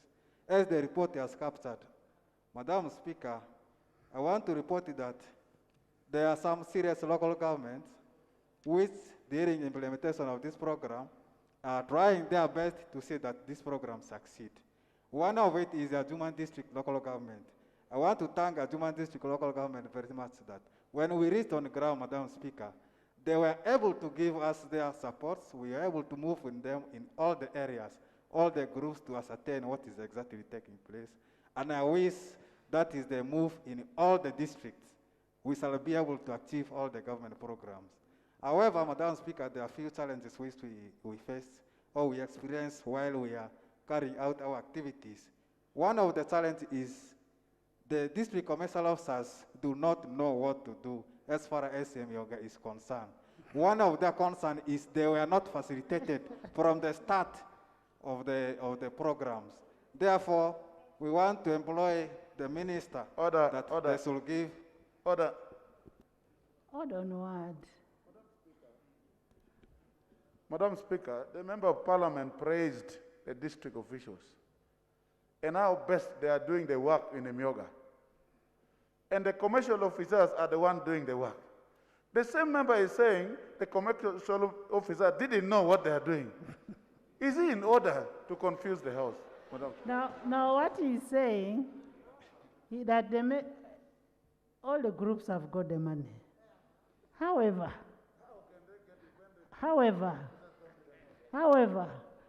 the commercial officers do not know what they are doing. But for receipt of money, they have received the money. But the commercial officer, now that is what is going to bring a problem in repayment. That brings a problem in repayment because if the commercial officer has just recommended anybody, any group, then you will realize there will be a problem in loan recovery. So why don't we leave the member to finish? Maybe he has something better. Thank you, Madam Just Speaker, for something small, protecting Right me. Honourable. Something small. Government Chief Whip. Yeah, for our records, colleagues, and Right Honourable, when we make a blanket judgment of a whole group in society, for example, you say district commercial officers don't know what they are doing, and it goes on the Hansard, without you specifying which one you know, and we leave it on the Hansard. He's Then talking about his we have declared constituency. the whole country, all of them, Right Honourable Speaker. I think we Honourable, need to be specific. he's talking about his constituency. This is in general. Which constituency is yours? Which one is your constituency? Thank you, Madam Speaker, for protecting me. Madam Speaker, the information we are presenting to the Parliament now is what we got on the ground. Madam Speaker, the commissioner officers told us at the first they were not aware. They did not receive awareness on these programs. And they also asked further that they need awareness, training, together with the group members. That is why we are trying to say that at first they do not. But thank you so much for protecting me. Lastly, Honorable Speaker. Honorable Magolo, Nangoli. Thank you so much, Right Honorable Speaker. My name is Nangoli Gerard, Member of Parliament, Elgon North, for the record. Right Honorable Speaker, I would like first of all to thank the Honorable Minister that, as we discussed last week, my people got money yesterday for the last 8 months. Honorable Minister. They got the money yesterday. Honorable Minister, when was that project started and how come they've got money yesterday? Yesterday. After members have gone to the constituency. They got it yesterday at around 11 in the morning. That's when the money reached their account. Information, Honorable Information Speaker. will come. Information. Thank you, Right Honorable Speaker. The Information from Sarah? Yes. The information I wanted. I did. Honorable Sarah?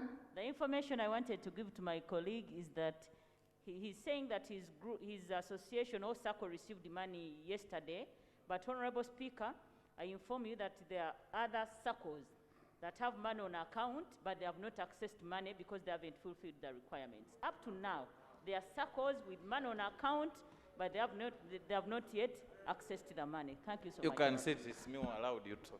So now, mine was different. They had put their savings on the account to a tune of 9.7 for the last 8 months. But they had not received seed capital, and that is the border. I brought it to the attention of the bank, to the attention of Microfinance Absence Center, and the Honorable Minister last week. At last yesterday, they received the money, that is seed capital of 30 million on the account. At around 11, that's when they got the money. So mine is different from yours. Yours, you are saying that people have the money on the account, but they have not yet what?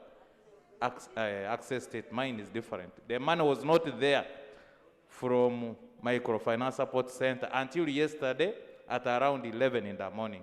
So, Honorable Minister, I would like to thank you. Thank you very much, but we need to change. There are a number of things that we need to work out as members of Parliament to ensure that people understand this program better.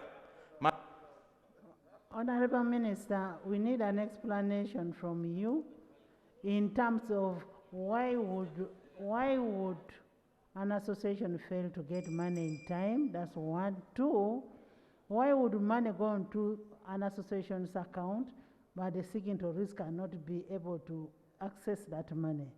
You write down the questions. Write it down, because we need the answers. Thank you, Right Honorable Speaker. My name is Jovan Sirwenduru, woman member of Parliament, Chulhura.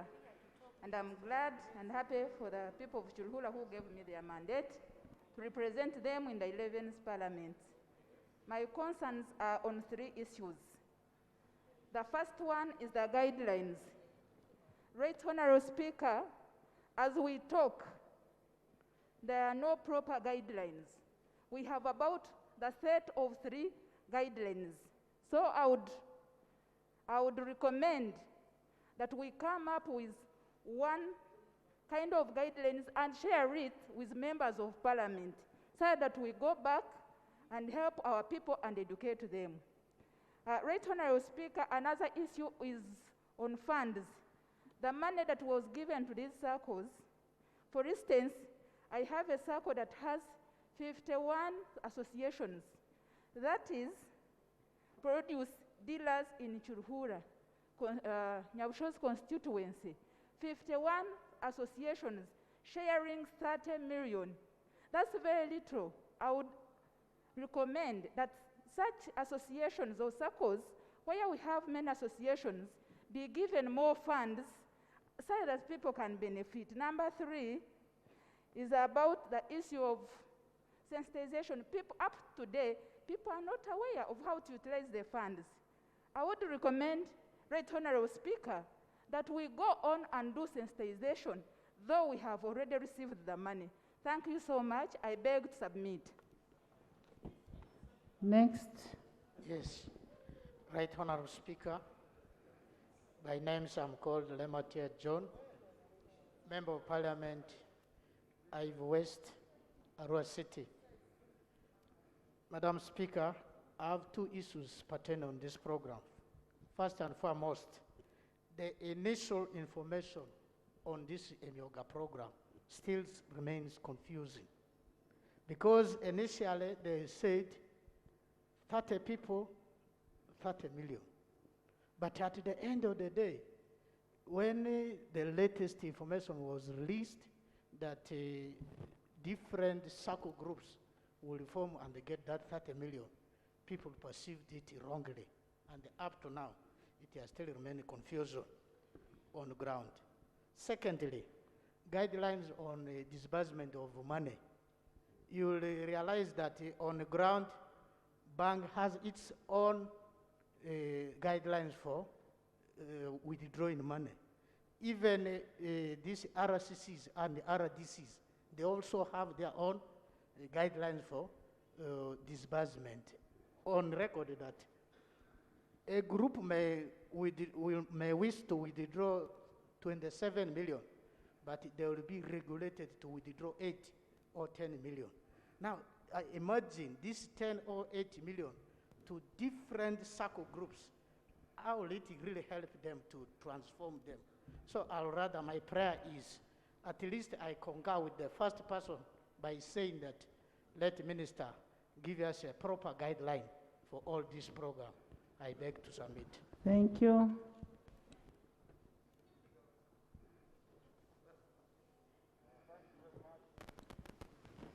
Thank you very much, Right Honorable Speaker. For record, I'm Haji Bashir Vega Sempa, MP, Mubende Municipality. Now, Madam Speaker, since it is my maiden submission, I think the self-anointed prefects of the August House will accord me considerable latitude, such that the global population can feel the freshness of the ideas from within the municipality.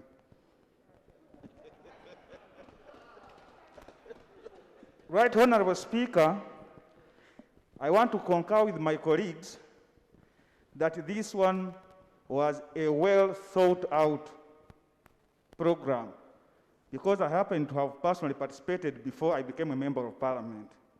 But I want also to agree that the implementation, Madam Speaker, of an economic transformation program was again so political and haphazard.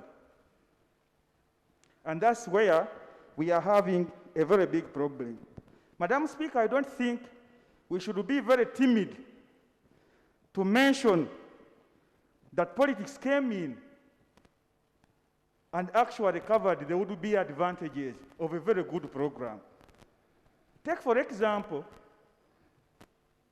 people accessing money before they even get certificates of registration from the Ministry of Cooperatives.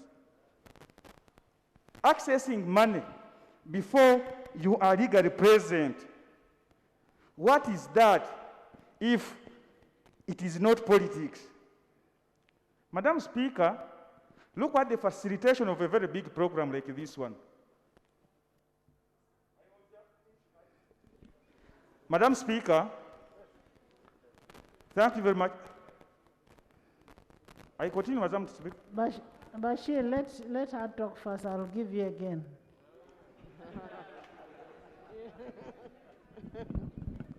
Thank you very much, Madam Speaker. I'm Hope Granianakas for record purposes. This program was well thought out, like it has been mentioned by my other honorable members, but it came with challenges. We appreciate the initiative from the President of the Republic of Uganda, Yoweri Kaguta Museveni, but we realized that some members who led the circles intentionally kept the members unaware of what was supposed to be happening in the program for their own benefit. For example, the commercial officers did not educate our people or the members of the associations in order for them to benefit. You realize that some associations or circles received the money, but the members in the different associations did not realize that the money had come. Because some circles had lent out more than 16 million in addition to what they had received. But we realized that some circles, like the political leaders' circles, that received 50 million had only lent out about 3 million.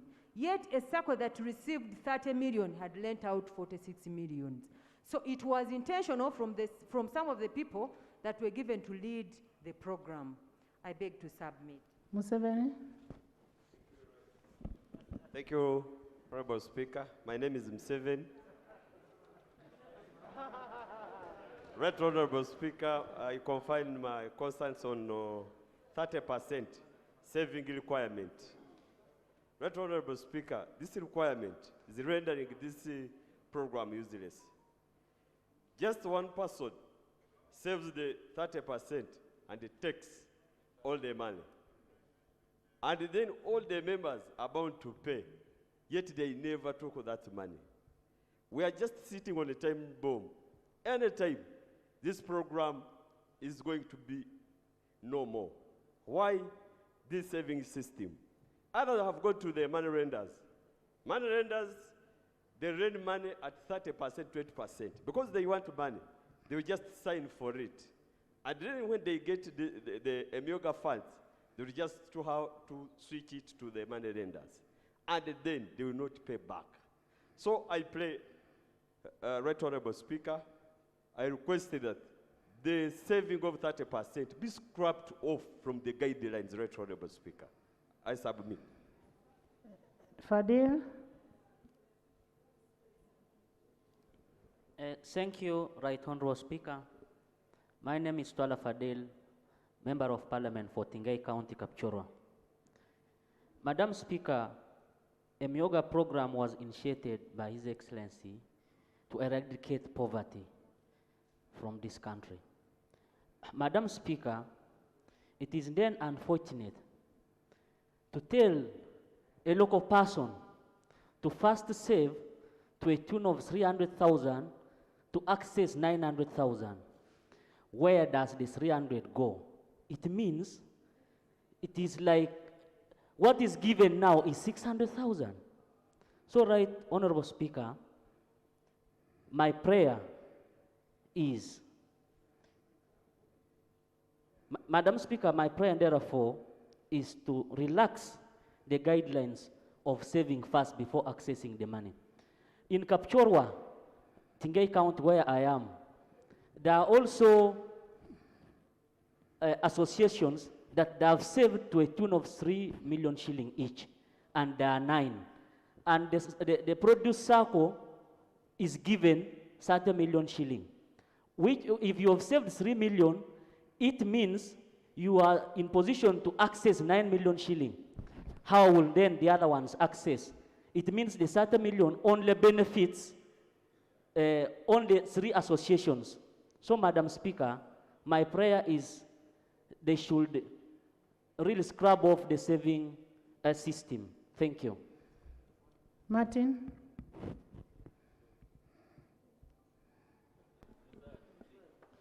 Thank you, Right Honourable Speaker. Right Honourable Speaker, I want to appreciate the initiative of EMYOOGA program. Despite of its challenges, it has performed well in my area. Right Honourable Speaker, I want to bring out the challenges that my people are facing. One, there is a cluster that was left out. Those ones involved in brick making, that cluster was left out. Right Honourable Speaker, the cluster of produce is so much compressed in that there are so many groups in that cluster. Right Honourable Speaker, we realize that we need to create a voluntary board in the constituency to monitor the operations of the EMYOOGA program. Right Honourable Speaker, we realize that there is no mobility for those involved in the exercise.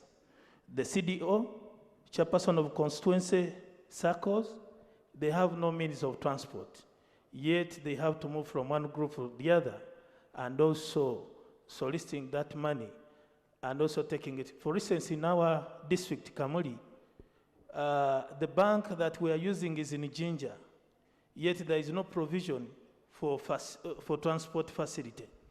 Right Honourable Speaker, we also realize the challenge of political mobilization is lacking. We had a meeting with the chairpersons, and they were all claiming they were not involved in this exercise. So it is a challenge, Right Honourable Speaker. I thank you. Thank you, Right Honourable Speaker, for the opportunity. This is Hashim Suleiman. Right Honourable Speaker, first of all, I want to thank my colleagues from different regions for the good report on EMYOOGA program. I have some few observations from the report.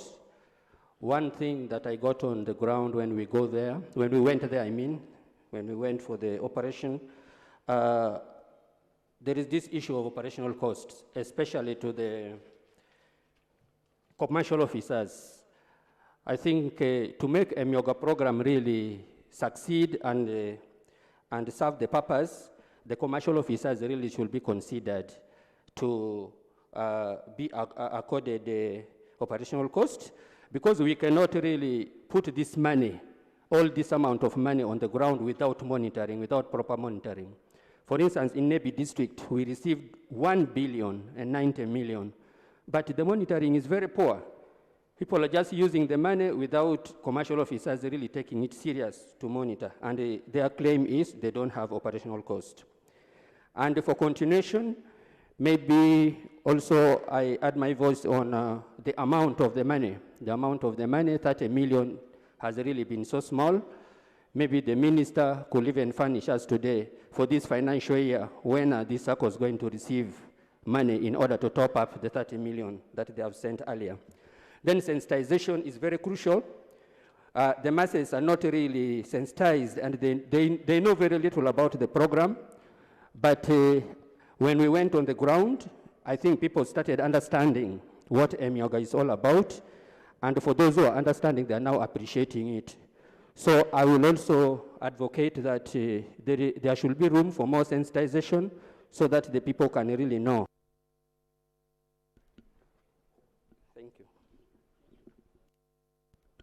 Thank you, Right Honourable Speaker. For the record, once again, my name is Wanda Richard. I want to thank you for this opportunity. I want to go straight to the point as raised by Honourable Enos and the woman member of parliament for Kiruhura. Madam Speaker, the EMYOOGA program is good. However, there must have been consideration for the beneficiaries in terms of numbers. The produce dealers in my constituency have 85 associations in one EMYOOGA, and that means their resource envelope is very small. I want to invite our honorable ministers that we must always look at also the criteria that will enable people benefit from a service. We are headed for parish model, for example. When we say that every parish shall get such and such an amount, I think it is right to also look at the composition or the number of people involved, because I know parishes in this country which are larger than several sub-counties. So I want to invite the Honorable Minister to reconsider certain EMYOOGA groups in terms of their size, such that the amounts provided is more. And when we go to parish model, it is also my prayer, Madam Speaker, that we look at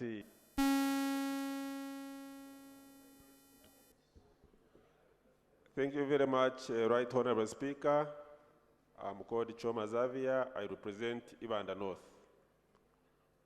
Right Honorable Speaker, this program is a good initiative with good intention.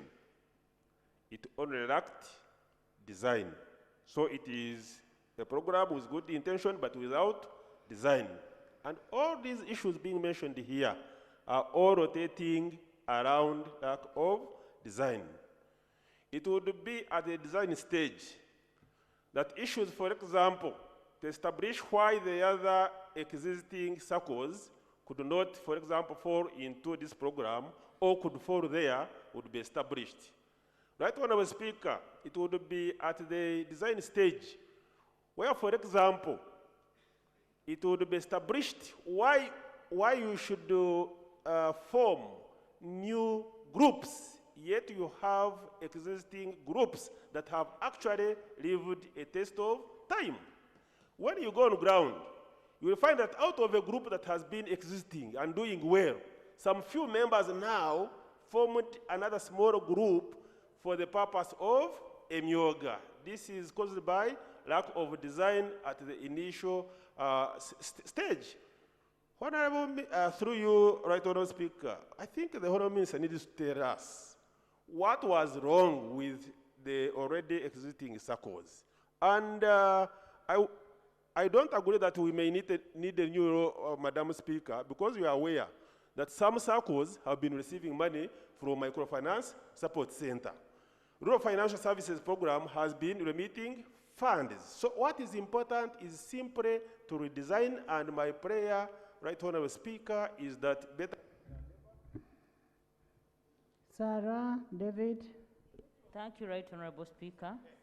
I'm Najuma Saraman, Member of Parliament, Nakaske District. Right Honorable Speaker, on the issues of EMYOOGA, I'm wondering why the program is under RDC's office when we have accounting officers. We have the cows at district level, at town council we have the town clerks, then at sub-county level we have the sub-county chiefs. When we were monitoring the program, the cows just knew that the EMYOOGA exists, but they didn't know about the money, the groups that are benefiting. Really, the RDC, some RDCs are partisan. The program is not moving well because it is coordinated in RDC's office. And my worry is that at the end of it, this program is going to collapse.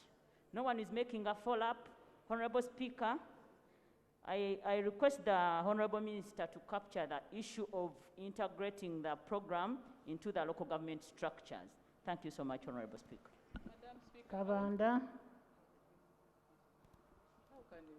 Thank you very much, Right Honorable Speaker. My name is David Kavanda. I represent the people of Kasambia. Right Honorable Speaker, I also want to join my colleagues to thank His Excellency the President for this program. But as we discuss EMYOOGA, Right Honorable Speaker, there is another program which is coming, the parish model. It is also like this one. We have not seen any success in this program of EMYOOGA. For example, in my constituency, there are so many categories of these people, like the journalists. We don't have journalists at the village level. We do not have journalists at the parish level. But they say this group should be there to benefit from this program. We don't have ponds. The fishermen are not in the villages. Information. But there is a circle, a leader's circle for fishermen, for journalists. I don't think there is any progress with this program. We need to go back and reorganize properly, Madam Speaker. Actually, what Honorable Xavier said, at design level, we lost it. Whoever advised the president at design level misguided the president. Whereas the president had a good intention, the implementation now is a problem. Yes. Honorable Minister, whether you look at me or not, the truth is there is a problem that must be resolved. You people misled the president, and you're still going to mislead him on the parish model. You're saying EMYOOGA is doing very well, EMYOOGA is doing very well. EMYOOGA is not doing well. Not at all. Thank you, Right Honorable Speaker. This is my maiden speech. My name is Rachel Magola Bugweri. By the way, for your information, even the government chief whip arrested somebody. So don't even convince him. He's here as a member of parliament. Rachel. My name is Rachel Magola, Bugweri District Woman MP. This is my maiden speech. I just want to congratulate you on your getting this position as Speaker, and also congratulate all my colleagues on joining Parliament. The EMYOOGA program, I disagree when some of our friends say that it's a total failure. In my constituency, there are some EMYOOGAs who are actually doing well. Like my colleague said, that systemic problems are the ones which are failing. We need to go back to the drawing table and figure out where is the biggest problem.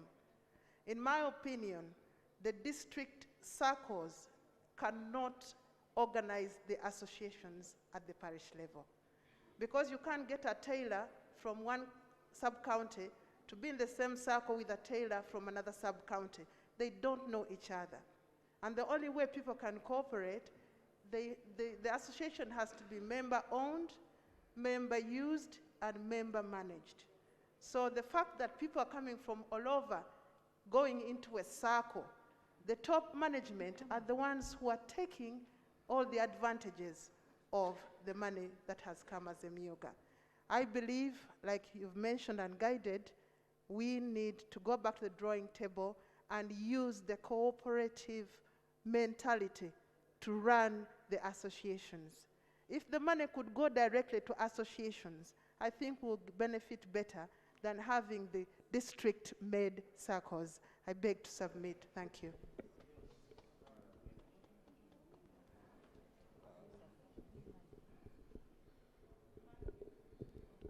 Thank you, Right Honorable Speaker.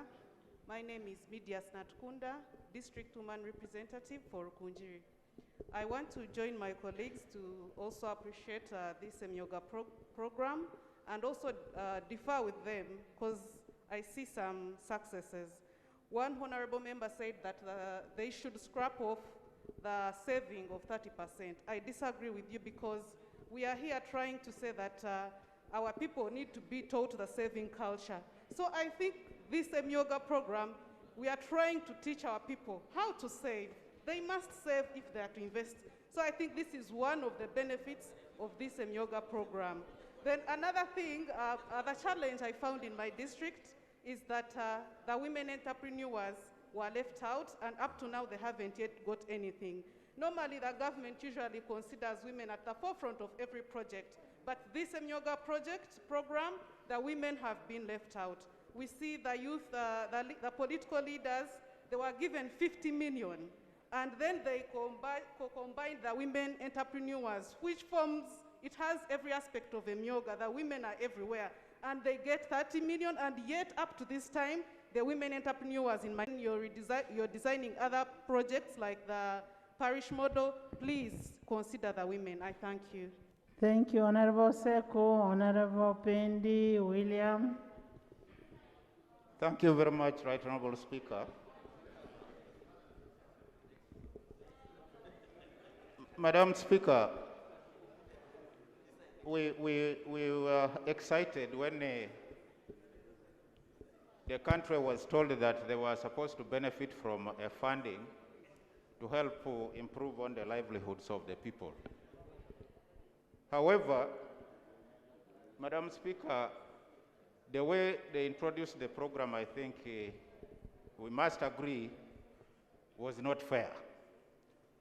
We have experts in the ministries, Ministry of Finance, Ministry of Trade, and the whole of this country is aware that we are not at the same footing. Some of us, it's an open fact that represent regions that have been declared to be the poor regions in the country. So for you to bring money and give it a pari passu at the same level on that assumption, it means that there was no justice in as far as the assistance or the intention to uplift the livelihoods of the people was concerned. So I think, Madam Speaker, going forward, there is need to revisit and review the models and the amounts of money that were allocated to the different regions. Some regions, some areas, some constituencies are bigger. Some circles were already pre-existing. Some places didn't even have a village saving group.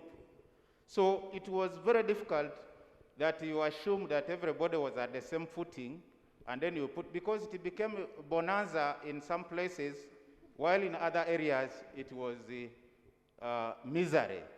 Butebu district, for example. Honorable Sarah, members, you see, the contribution that members are being told to give. What people do, they go and get money from money lenders. They contribute to the association. They are not, that is not saving. That's not building a savings culture. Now, when they put money in the association, the commercial officer just gives a certificate. But on top of the commercial officer, there is no control. Who else checks that the commercial, there are 30 members in that committee? I want to give you an example in my constituency, where a commercial officer gave out a certificate, and there were only 80 people in the association. Those 80 people belong to other almost 10 associations. It is a matter of getting 30 million from here, you go to other associations and put for you to get more money. At the end of the day, it is the few people who are very clever that get the money. And we are there drumming that the EMYOOGA is doing well. It's not. Sarah. Thank you, Right Honorable Speaker. Right Honorable Speaker, this EMYOOGA program arose after the President had had a countrywide tour and realized that people needed capital in order to be able to engage in different businesses. Unfortunately, Right Honorable Speaker, the design of this whole entire EMYOOGA program has proven to be too complex for the people down there who are supposed to benefit from this money. I met the various groups. And first of all, what was shocking, Right Honorable Speaker, is for the Microfinance Support Center to dictate the bank where these EMYOOGAs must bank their money. Yes, all the groups were in DFCU Bank. And what was surprising is that when I called them to tell them your money is in DFCU Bank, they had no idea. The money had been banked way back in April. Imagine I was meeting them. Honorable in Sarah, August. just a minute. Do we have shares in DFCU Bank as a country? Do we have shares? Why wouldn't you use Postbank? Information. Okay. Or Centenary, which is a people's bank. Yes. Thank you, Right Honorable Speaker. So I informed these groups that from the list the CAO has given me, you have received the money. And they had no knowledge that they had ever opened an account in DFCU Bank.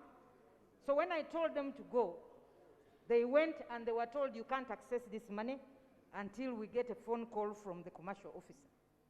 So, Right Honorable Speaker, for me that is one anomaly. You can't force me to bank with a bank.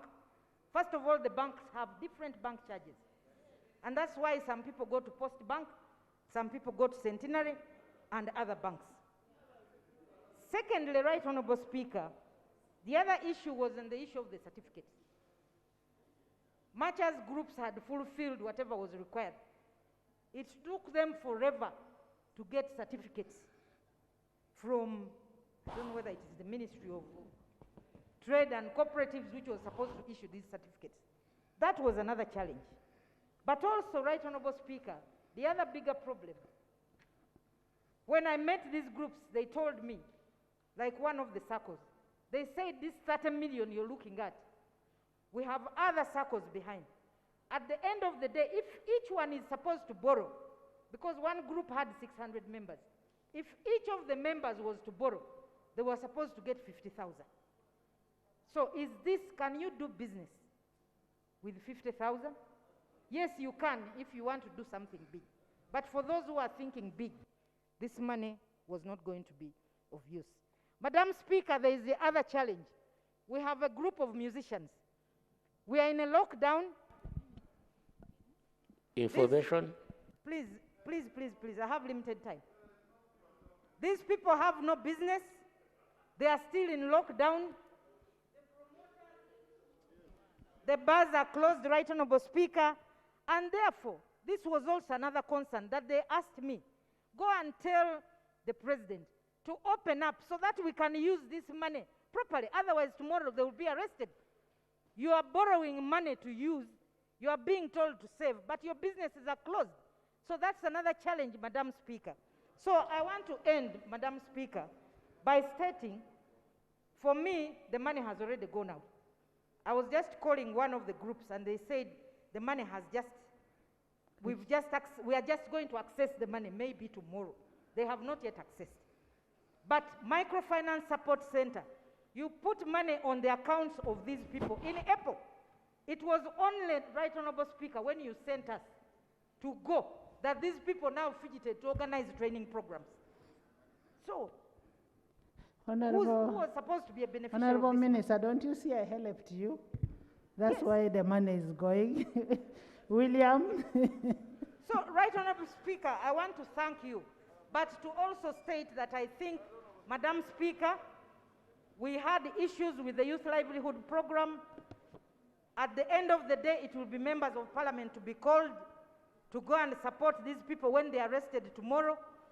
Madam Speaker, let this program, whatever has been released, remain there, and we monitor, but let us halt further release until we have streamlined this whole entire EMYOOGA thing.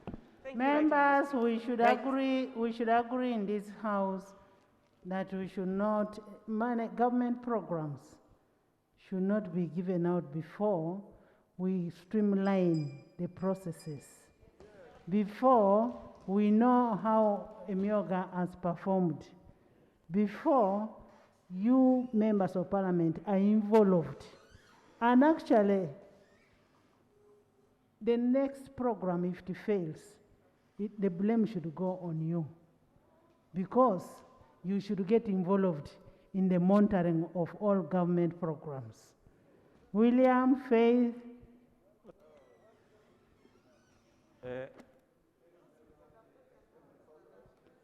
Switch on. I want to thank the President. Good initiative. initiative. My colleagues who have talked about failure in design. I think the biggest problem is on the design. EMYOOGA failed before it left Kampala. As I talk now, the entire Sabay region still have money in the account. Toi County has money in the account, 560. Queen County, the same thing. Soy County, the same thing. Tinge County, the same thing. I think those ones just use little money. So EMYOOGA failed from design. So I want to entirely blame people who designed the thing. But I want to thank God that we are all here as members of parliament. And then when it comes to issues of fighting poverty, the government and the opposition should come together. Good enough, our government chief whip is a very good businessman. We are going to redesign this thing so that it fits the interests of our people. I propose, for example, my own constituency. I propose we get the 560 million in the account.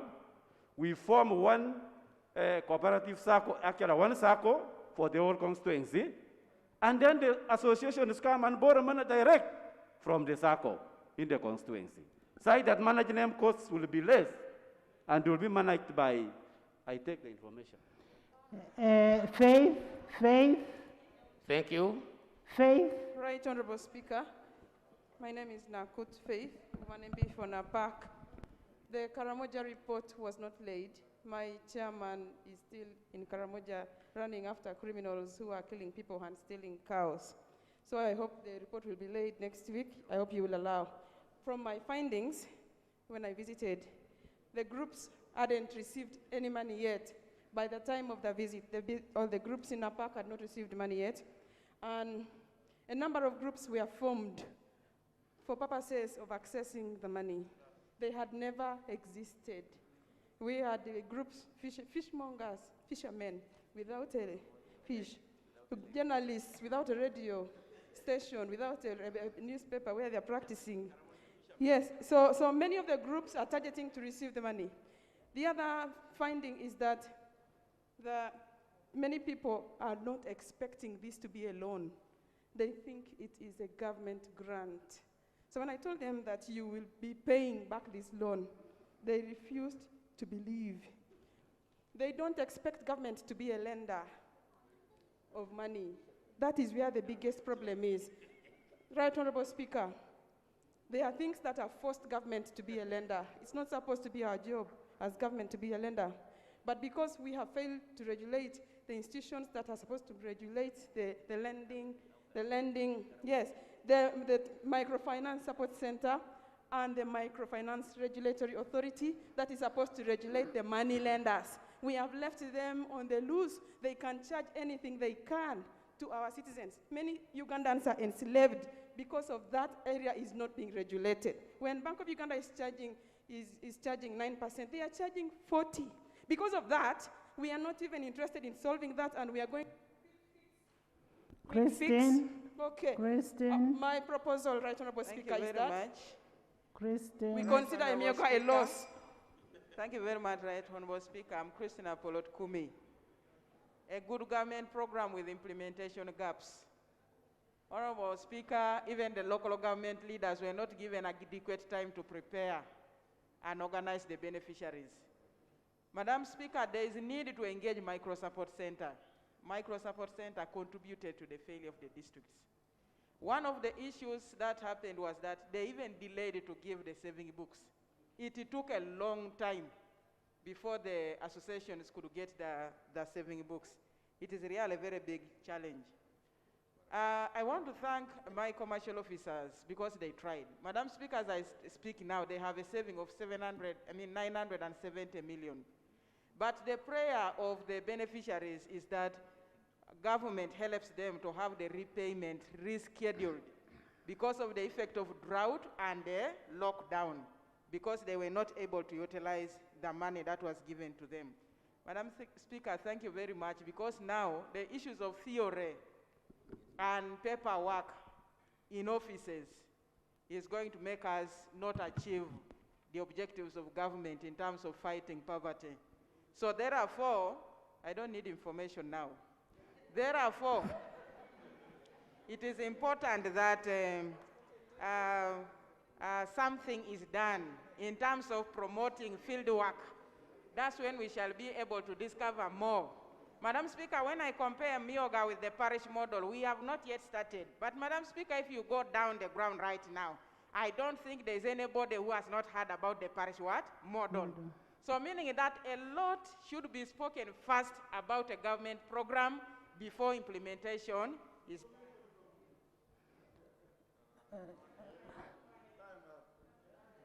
Right, Honorable Speaker, it is only very important that I give my MP information. This is my MP. Right, Honorable Speaker, I'm the MP for Kumi Municipality, for which is the woman MP for the district. That's why it's very important I give the information. We discovered that in Kumi, the people who are district commercial officers were not facilitated completely. They were struggling. How do they do the work without facilitation? This was a major concern. That is the information I wanted to give freely. Mapendusi. Thank you. Mapendusi, Apollo, you allowed the microphone come this side. Mapendusi. Madam Speaker, thank you very much for giving me the opportunity. When I interacted with the town clerk of Gulo City, the answer he gave me was that he cannot talk about EMYOOGA, they are not involved, and therefore nobody can hold him accountable. The rest of the technical people we interacted with said there is no way they can get involved because there is no guideline that empowers them to get involved. I think, Right Honorable Speaker, I am tempted to think that there are a group of Ugandans who deliberately do things that to either defraud or fail well-intended programs. That is what I'm tempted to think. Right Honorable Speaker, I keep on asking myself why money would arrive in January and up to September, money is lying redundant on the account. An attempt to generate some money out of it through fixed depositing. I also keep on asking myself, why would a group struggle for over 6 months to get a certificate? Is there some level of connivance? Are there people who are planning to delay the processes so they can find ways of defrauding the system? These are things that keep on disturbing us. And so, Right Honorable Speaker, it's quite absurd that every time there's a member who said there is another program, and this member is talking about. Honorable, you see, for us to rule out what you're suspecting, we will request for an audit on EMYOOGA. We will request for an audit before we roll out. Margaret. Thank you, Right Honorable Speaker. You're also Margaret. I'm Margaret. Makoa Margaret, then Lamwaka Margaret. Thank you, Right Honorable Speaker. It is very good that we are two Margarets this side, because I was almost losing out. But because of being Margaret,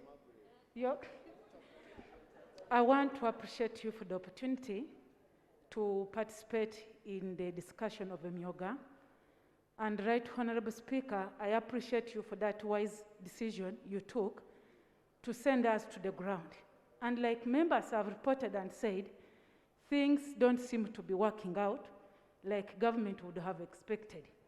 Because when you go on ground, like in Namayingo, some groups have not yet received the money. And like the member has said, for 9 months, there must be a problem. And I heard you well saying, the man of EMYOOGA is about. Let me give you the information that as I speak in Namayingo, the money for the parish model has already reached there. Last week I was with the cow, and she told me the money was already there. So we may be talking about the EMYOOGA, but already the parish model money must have reached the district level. So we are behaving like the Bourbon monarchs who learned nothing and forgot Actually, nothing. the money recruitment of parish chiefs, the real disbursement of the EMYOOGA money has not yet gone. I mean, parish model. But what will also require out of them is not to put the money at microfinance support center. The money should be managed by the cow, so that the cow is able to monitor. Now, for us, we want the money to be at headquarters here so that we get great finish. Thank you, Right Honorable Speaker. Maybe the cow misinformed me, but the truth of the matter, she told me the money is already there and they are only waiting to recruit a few parish chiefs so that the money can kickstart. And therefore, I want to pray that before the money is released, let the members, the leaders also be involved. People are ignorant of what is happening, and now we are leaders who have no information what is happening. So it's like we are ending up failing on many of the programs instead of succeeding. So I want to pray to our dear government that even if we have the good intentions of helping our people out of poverty, let's put things right so that at least our people can benefit. Or else we shall end up having programs like Tandikwa, which failed, youth livelihood programs which are not functioning well, simply because we are not organized. Let's organize our house so that our people can benefit. Thank you, Right Honorable Speaker. Thank you. Thank you, Right Honorable Speaker. Right Honorable Speaker, I don't want to repeat all what people have said, but I want to tell the House what I got on the ground. Madam Speaker, the money was sent to the district account by December, I think, 2020. And it was ring-fenced. No circle I want to make a correction. The money has never been sent to a district account. To the district, yes. It has never been sent to the district account. I think so. But it was ring-fenced. And in my district, Madam Speaker, Point of clarification. all Madam Speaker. the Clarification. The money was under the control of Micro Support Center, and it was Micro Support Center that was sending money directly to the what? To the groups. The money did not pass through the district accounts. Thank you whatsoever.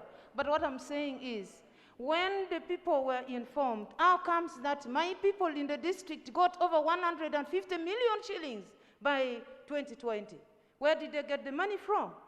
2, Madam Speaker, the district officials, the commercial officers, the cow were not informed. There were a lot of irregularities from Ministry of Finance, I would say. And Madam Speaker, when I talked to the beneficiaries, they told me that 1, they were asked to remit 30%.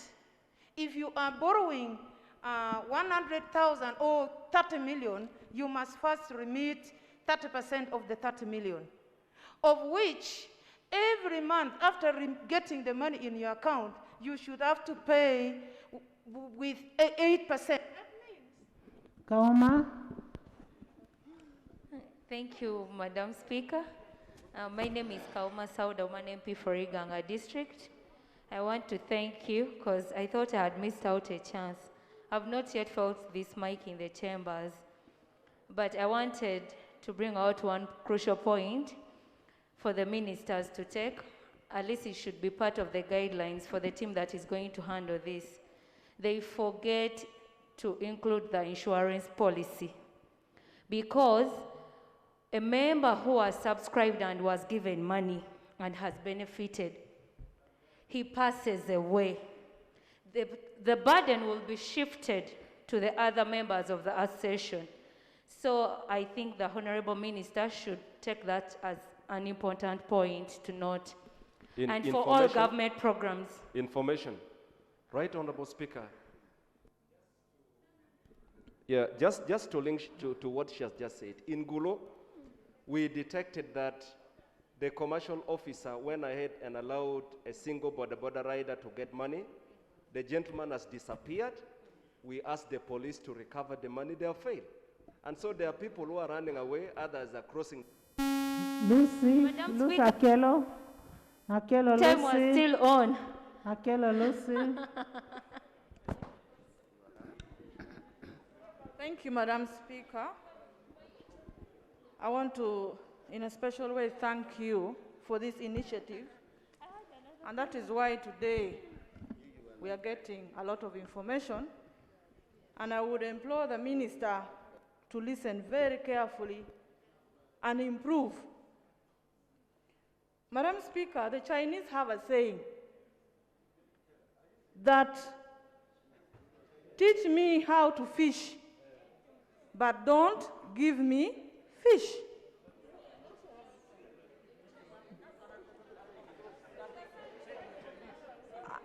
That is a very beautiful saying.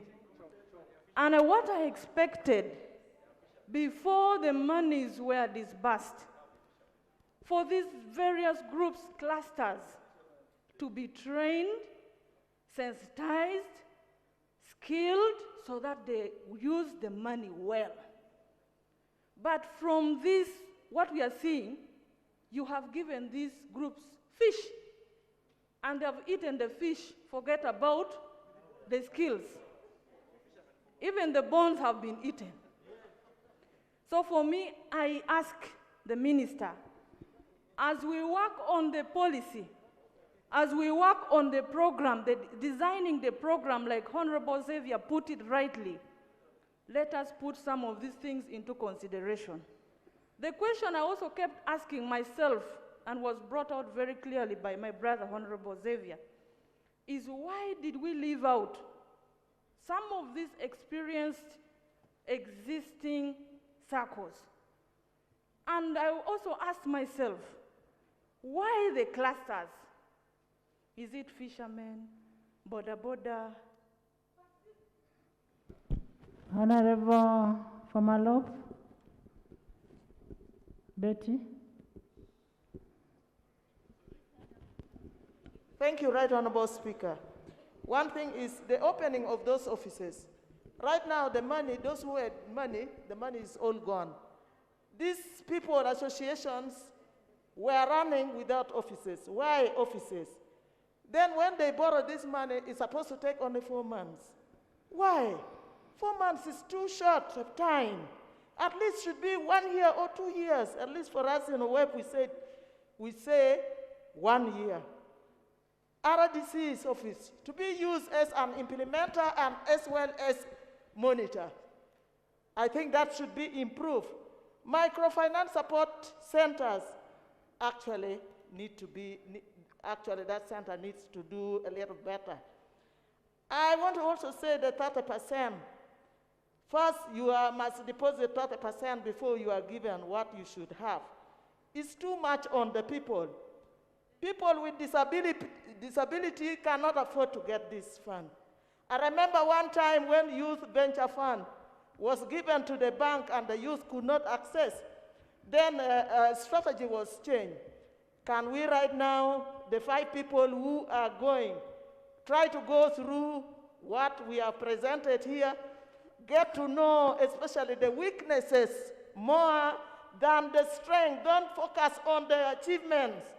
It is good intention, this fund, but it is also too little. 500,000, 500, and is it 6,000? 5 million, is it 5 million? 500 million, 0.6. It's too small for 400 associations. Please, let the money be added. Let it be added, especially for the association. Don't force people. Luchamusi.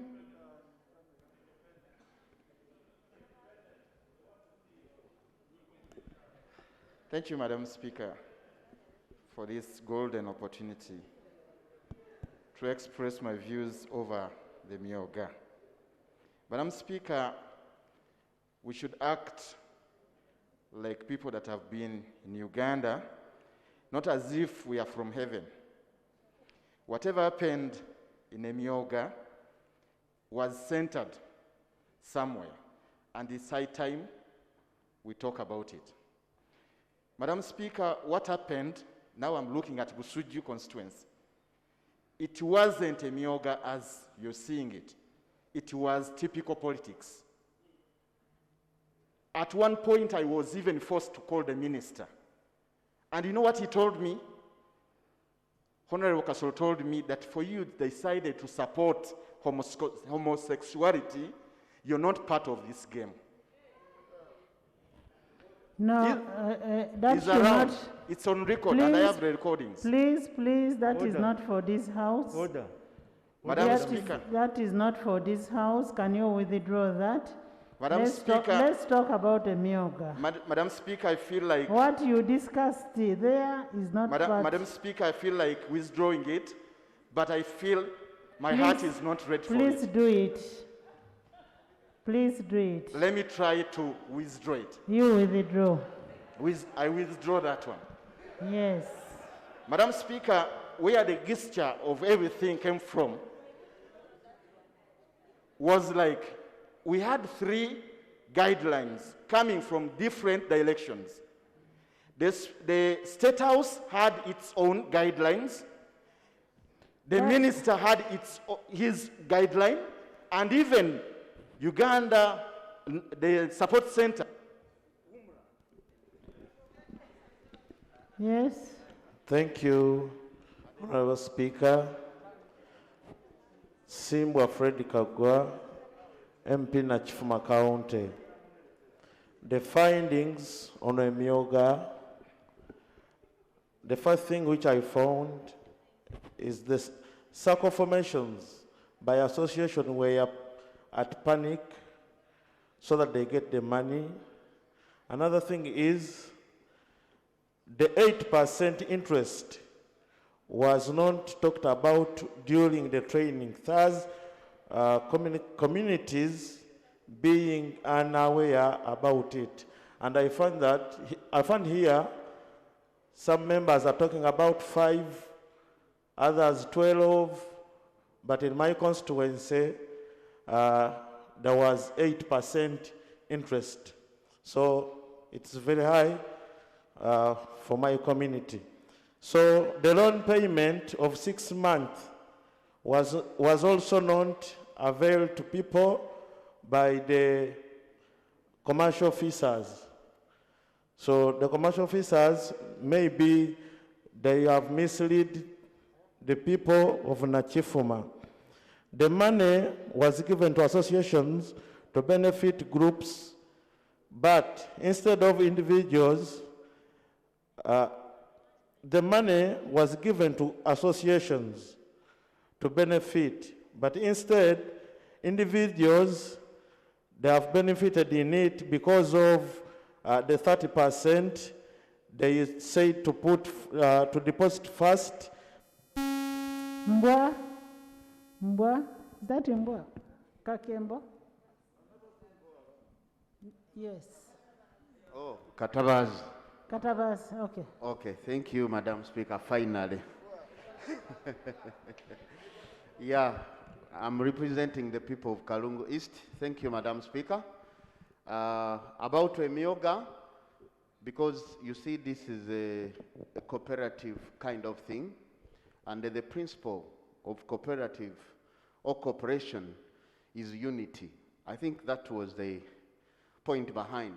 But you should, whenever you want, if you want to move ahead, history should guide you. We've had other programs like Intandikwa, Operation Wealth Creation, Bonaba Gagawale. I think they might formulate another one in Luteso.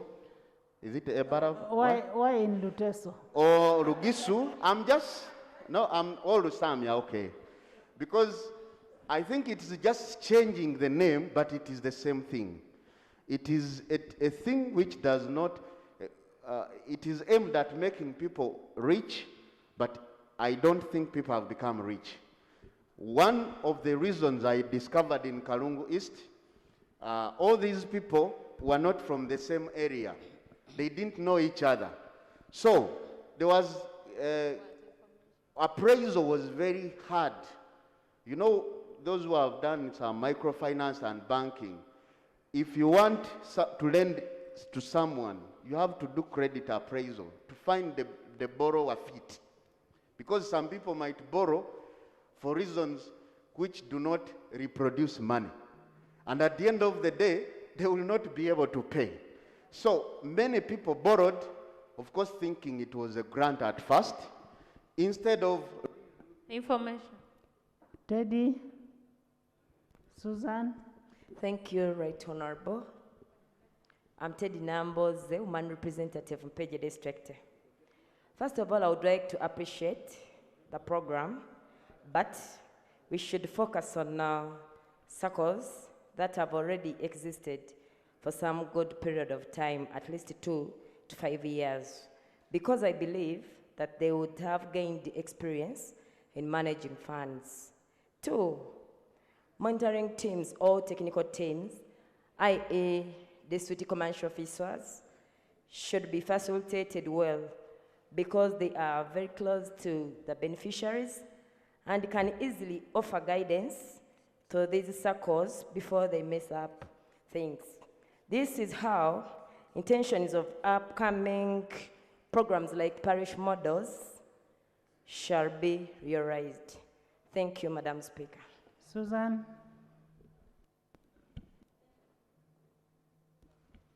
Thank you very much, Right Honorable Speaker.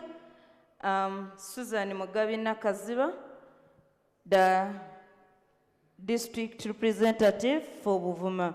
Madam Speaker, I want to bring to your attention that I'm just wondering the way government is trying maybe to fool us around, that you're removing people from poverty. Susan, no government is fooling anybody around. Okay, Madam You're Speaker. actually fooling yourselves. Madam Speaker, okay, I withdraw what maybe I try to say, maybe, but the way government is trying to dodge around. And Madam Speaker, actually what I'm trying to say is, Madam Speaker, the way this program was faced, the RDCs were trying to talk differently, the commercial officers were talking differently, even the chiefs were talking differently, Madam Speaker. Madam Speaker, you can imagine in Buvuma district, they said that the fishing circle having over 150 associations, where those associations are having 30 members per association, and they tell them to contribute 20,000 shillings each person in that association. That is almost 90 million shillings. And these people in these associations cannot access that money to do their own businesses. And they're telling them that money is for the circle. Government should provide money to associations and not circles, because circles, it is something that is big that even our people cannot afford to do. Thank you, ma'am. Yes, Francis. Thank you very much, Madam Speaker.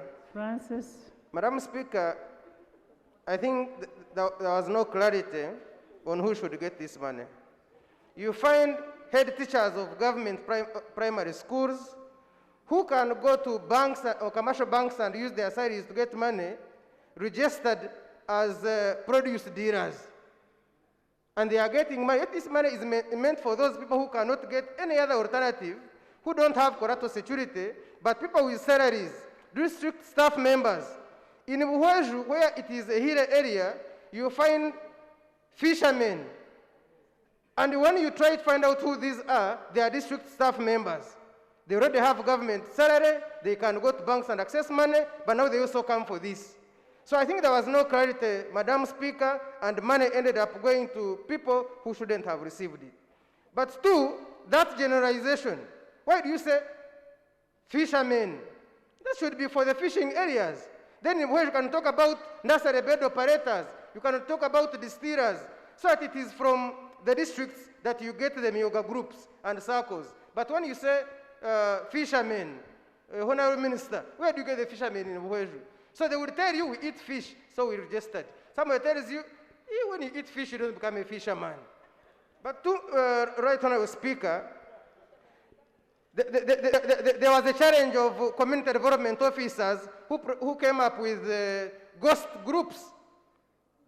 And together with Honorable Orifu Koishenga in Buweju, we arrested 3.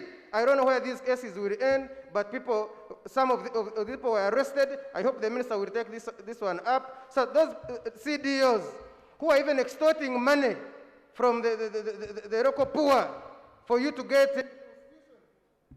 Honorable Anthony. Opio, Honorable Opio. Madam, thank you very much for giving me this opportunity.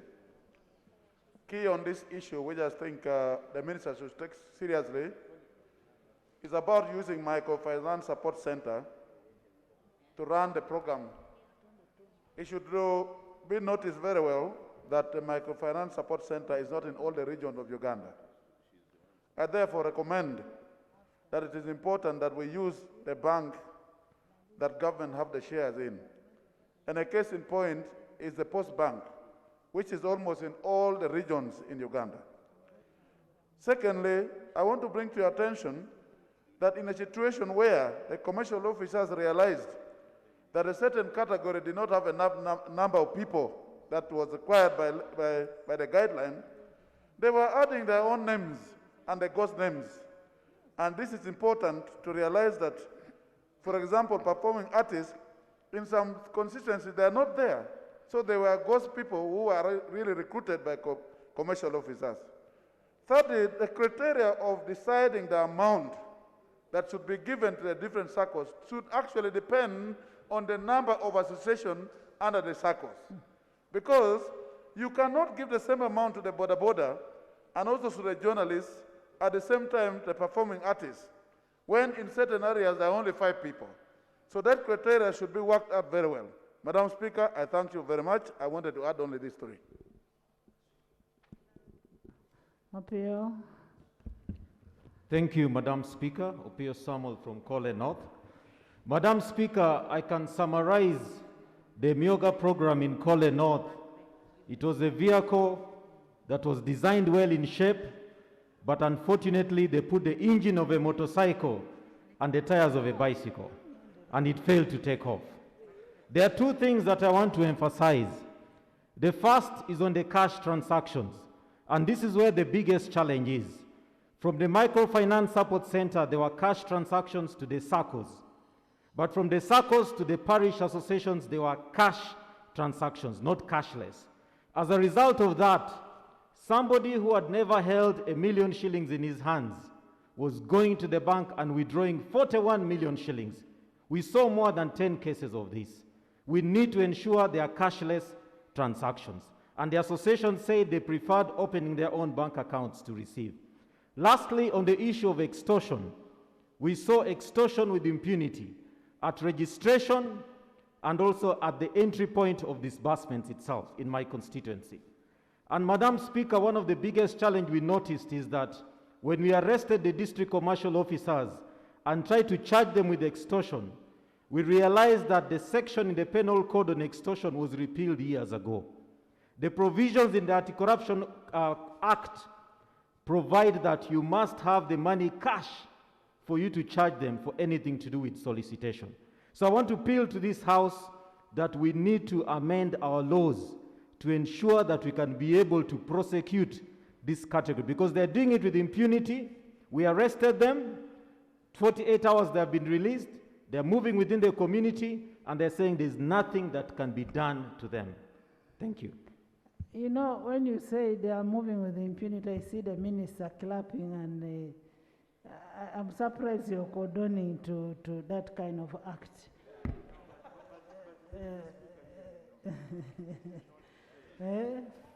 Thank you, Madam Speaker.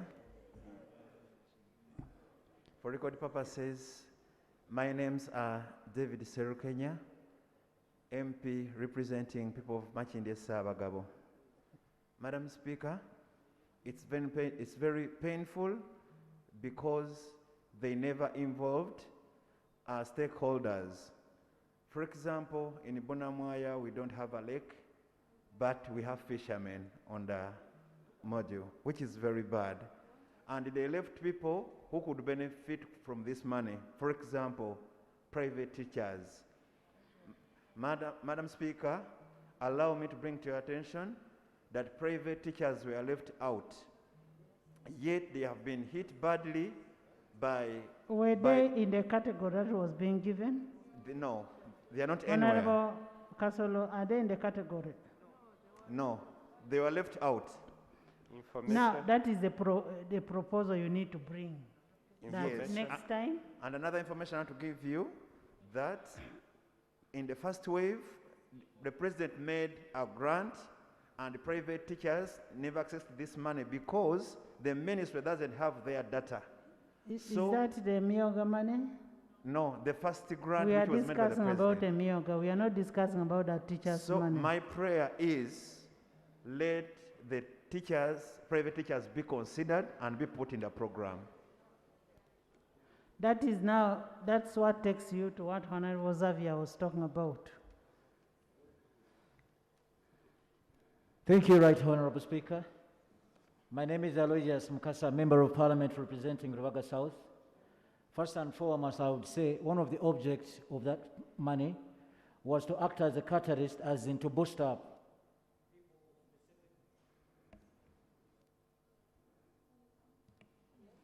people of specific skills and professions. But you will understand that I would visit and scrutinize most of the groups. You'd see tailors masquerading as carpenters that disadvantaged most of the people of specific groups. So I would say the object of money was failed by lack of scrutiny in registering members of those specific circles. So I would urge the Honorable Minister, next time, as in some of the key issues that you put into consideration when designing such kind of a good kind of objective mission, to put that into consideration. Thank you very much, Right Honorable Speaker. But there is one thing that the Honorable Minister needs to know. This is your docket. Honorable Kasolo, this is your docket.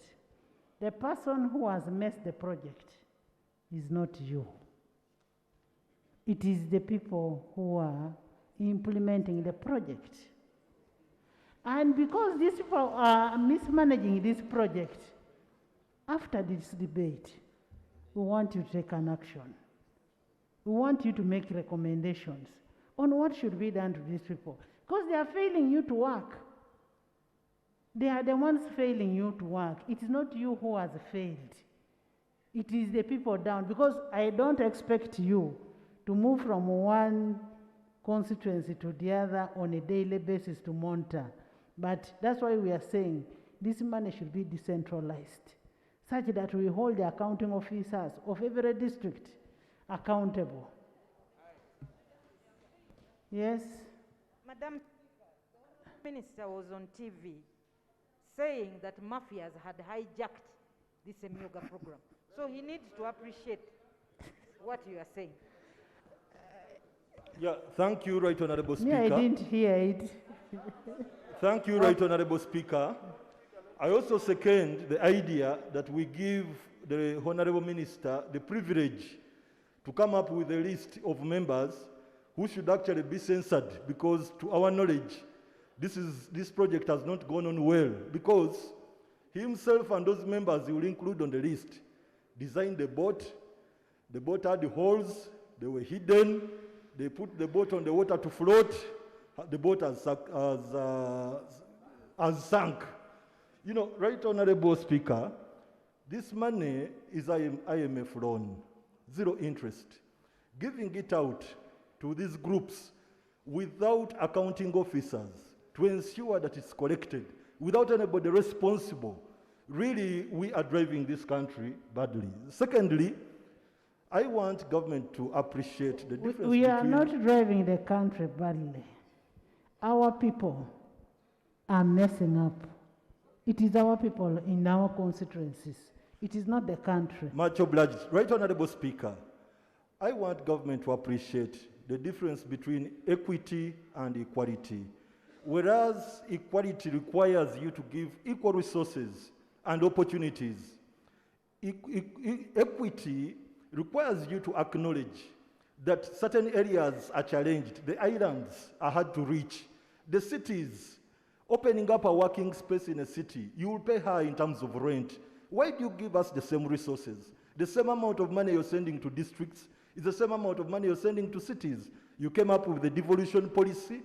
Up to now, we've failed to understand why you established cities. So, Right Honorable Speaker, this should be handled well. Lastly, there is a passbook.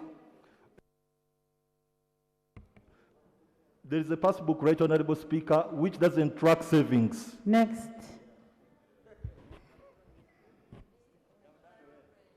Thank you, Right Honorable Speaker.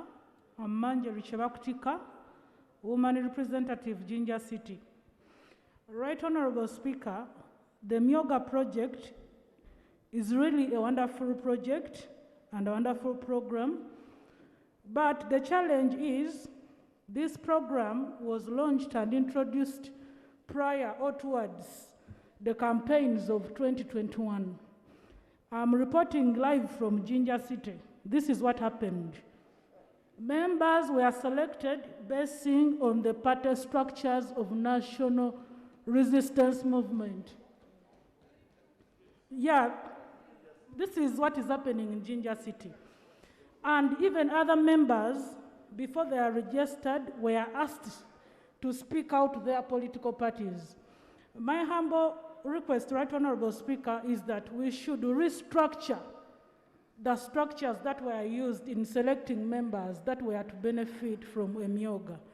Actually, since the first disbursement was for NRM cadres, we should also introduce another disbursement for all categories of people so that all Ugandans can benefit regardless of their political parties. How do you determine that this one is an NRM cadre? Yes, the people who are selecting people, we're asking them whether they belong to national resistance. And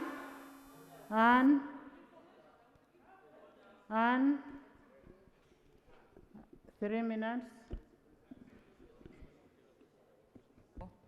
Thank you very much, Right Honorable Speaker. Right Honorable Speaker, as the Shadow Minister for Cooperatives and Microfinance, I have a statement here moved under Rule 25(2)L of the Rules of Procedure, which I beg to lay on the floor for purposes of the record. So I beg to lay this report. Right Honorable Speaker, plenty has been said about the EMYOOGA program, and I just want to make general observations.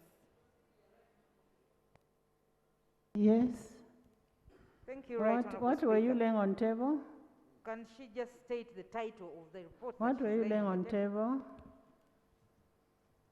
A statement by the Shadow Minister for Cooperatives and Microfinance on the EMYOOGA program moved under Rule 25(2)L of our Rules of Procedure. I beg to lay. Right Honorable Speaker, I'd like to really make general observations. Madam Speaker, the aspect about how politicized the program has been are not really made from this side of the House in order to spite government. It's because it's honestly what we found on ground. And what informs that view is, number one, the timing of the program and its implementation. It was done close to the election cycle. People were not adequately trained and informed about the program, neither were clear guidelines given. The mindset that people had when they were receiving the money is that it was a grant being given because elections were approaching and a victory needed to be secured by a certain candidate who was in charge of government.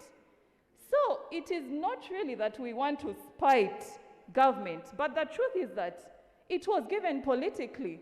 Resident district commissioners are presidential appointees. They are not civil servants who are recruited through Ministry of Public Service. They are presidential appointees. The president has a political party. Right, Honorable Speaker? When we say that it is political, it is because of those nascent but very influential factors. You cannot give an RDC who has no knowledge or experience about managing cooperatives to handle such a program and head a district task force. Right, Honorable Speaker, a honorable member here spoke about the history of cooperatives, which I really would like us to look back to if we are really to revive cooperatives. Right, Honorable Speaker, there are fast-growing economies worldwide, first-class economies like China and Canada, and they have a grassroots economy comprised of cooperatives. If we want to reach there, then we must also borrow examples from how they grew their cooperatives. Number one, what happened to the cooperative banks? We are blaming Microfinance Support Center for sending money to commercial banks. We should not even be dealing with commercial banks. It should be cooperative banks in charge. They know how to handle cooperators. They are well informed, they have studied, and they have the requisite skill to handle cooperators. Right, Honorable Speaker, what happened? I've had members speaking about education and training. Madam Speaker, in the early 1960s, we had cooperative colleges. There was Chigumba Cooperative College in Chiriandongo. What happened to it? Part of its land was given to the Petroleum Institute. This is where we would be training. The minister has given us figures, 2,000 people trained. But for a population of 41 million plus, and you have 2,000 people trained, if we needed to have people who are skilled, then we would invest in cooperative education. Chigumba would now be a university. President Yoweri Museveni was lecturing in Moshi. It was a cooperative college in Moshi in Tanzania. It is now a university. SACCOs in Kenya, if they own buildings. SACCOs in Kenya have vehicles, they have buildings, they are wealthy because they have invested in training. Training. Our few cooperative colleges, Tororo, Chigumba, the land has been sold. They are still stagnant. Madam Speaker, people study cooperative education up to PhD level. We used to have cooperative officers in every district, and they had assistants in every sub-county. Honorable members, you wouldn't be here dealing with political appointees. You would be dealing with professionals who have the adequate knowledge and skill on how to train our grassroots people about good cooperative building. Right, Honorable Speaker.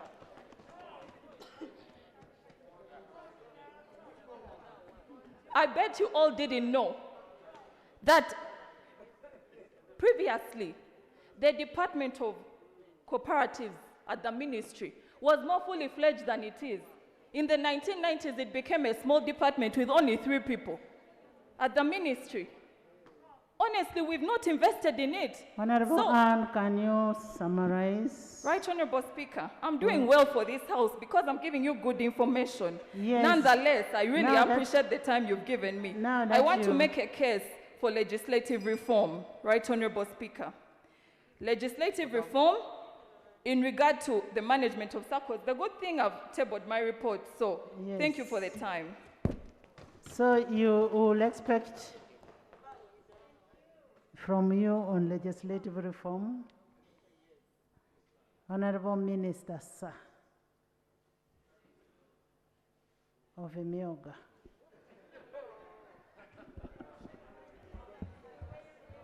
Madam Speaker, I thank you very much, and I thank honorable colleagues. I take a note of their observations and recommendations. However, I wish to highlight on some of the issues raised. Right, Honorable Speaker, allow me to start with the genesis of this program, how it came about. Right Honorable Speaker and Honorable colleagues, the decision on who to benefit, the 18 categories, were decided upon by Cabinet. The decision on who should lead who should chair the district task force was also discussed and resolved by. So many of these issues, the guidelines were actually approved by Cabinet. However, Right Honorable Speaker and Honorable colleagues, some of your concerns, really, I take a note of them. And going forward, I want you to give me time. We work together because I cannot best know what is happening in your constituency. It is you, the Member of Parliament, who should know what is happening in your own constituency.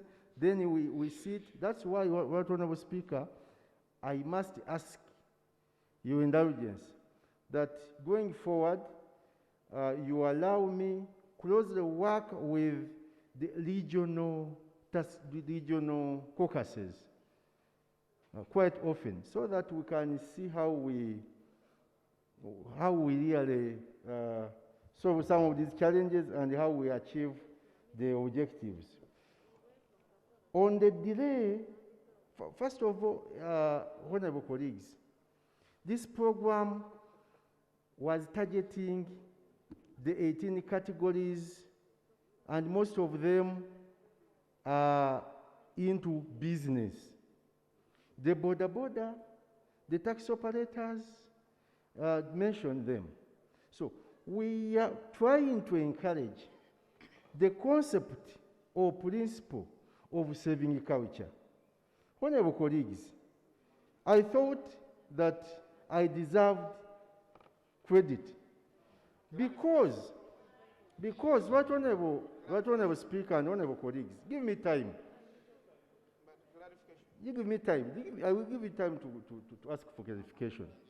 In one area, in one region, for instance, the Chigezi region, we have received a report that members have mobilized the savings worth over 1 billion shillings. And this program has been here for 1.5 years. I know there are some challenges, but we should not forget the fact that there are also some achievements. So let's capitalize on those achievements to see how we move forward and see how we can actually handle the challenges. And Right Honorable Speaker, the issue of 30% saving requirement. You see, with the circle methodology, members are not supposed to mortgage. They are not supposed to present security in order for them to get a loan. So what qualifies a member and what proves the capability for a member to pay back are the savings. And that is the reality. You see, honorable colleagues, here in the basement, we have our circle, parliamentary circle. For members of parliament and the employees of parliament. But if you don't save with it, and you go back, you go there tomorrow asking for a loan, if they deny you that loan, you don't go to the speaker to report them, because you have not served with them, much as it is for parliament, members of parliament, but you have not served with them. So we must encourage our people to embrace saving culture, honorable colleagues. Let's encourage them to embrace saving Honorable culture. Kasolo, what members are saying, yes, we agree that we must instill the saving culture in people. However, now the people who are getting the money are abusing it. They go and borrow money from a money lender. They go and deposit in the association. They get the loan. They use the same loan to go and put in another association. That's why the monitoring and evaluation is very important. Thank you very much, Right Honorable. And continuous mindset change training. This is very, very important also. Because you see, for us, we trained them to embrace saving culture. We never told them that please go and get money from a money lender in order for you to do what? Clarification. So we trained them to save. Clarification. So now we need to go back and we need to continue with mindset change meetings so that people can really appreciate and embrace saving culture. Honorable colleagues, you talked about the commercial officers, that they dictate terms on which these circles are supposed to be managed. Honorable colleagues, we should know, we should appreciate that actually the commercial officer is charged with the responsibility to help in the gestation of a circle, and also in the first year. Because the Minister of Trade issues a temporary certificate which expires after a year. So within that period, the commercial officer is supposed to nurture, to supervise, to follow up how a circle is running. So I must appreciate. Honorable Minister, whom does the commercial officer report to? The commercial, Madam commercial Speaker. officer, Right Honorable Speaker. Order, Madam Speaker. The commercial officer, Right Honorable Speaker, is supervised by the cow. By who? By the cow, the chief administrative officer. That is not correct. That is not. We are giving you this information. It is good for you. Oh, that is not what is being done. That is not what is done. Then we are going to rectify that also. Order.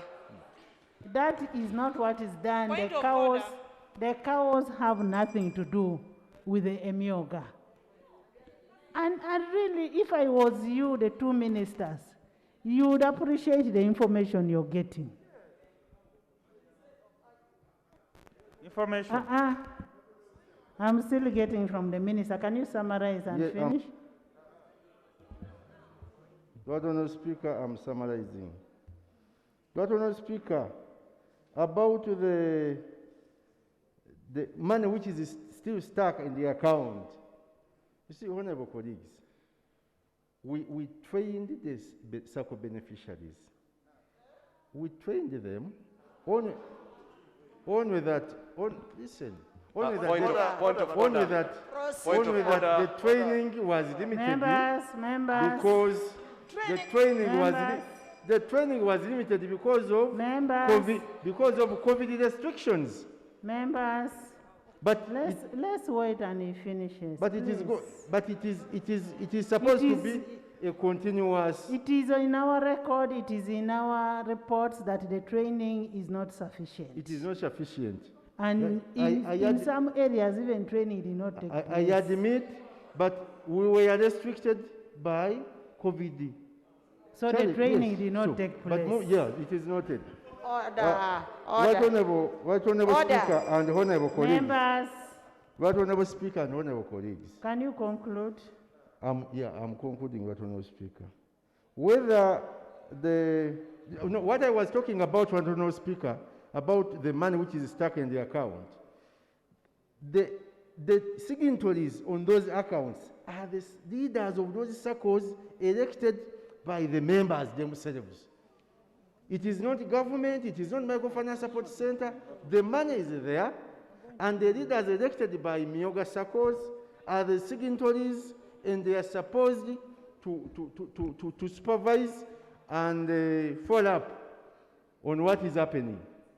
Right Honorable Speaker, whether this project was for politics, the answer is no, because if it were for politics, then we would have allowed the people to have access to the money without any condition.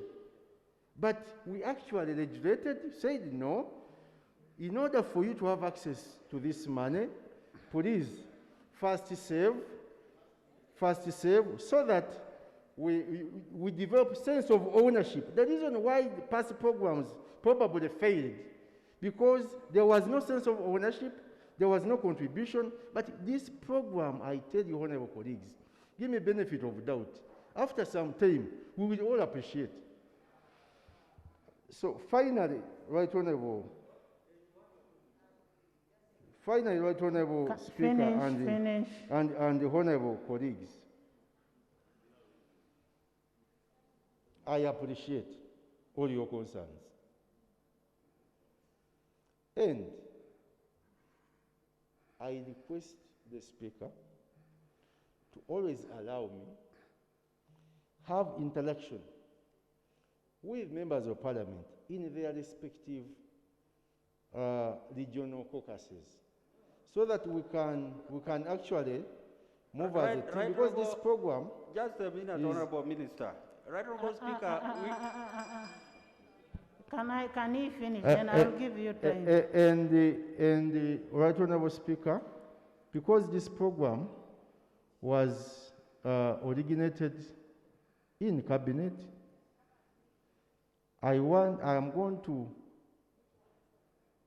take all the recommendations of Cabinet, of Parliament, then I work out a Cabinet paper, go present it to Cabinet, and then I will ask the Speaker to give me time to come and report to Parliament on how far we shall have modified the program, the implementation and guidelines. I thank you, Right Honorable Speaker. Honorable Minister, first of all, as a House, we will want you to give us a monthly report on the progress of EMYOOGA. On the progress of EMYOOGA.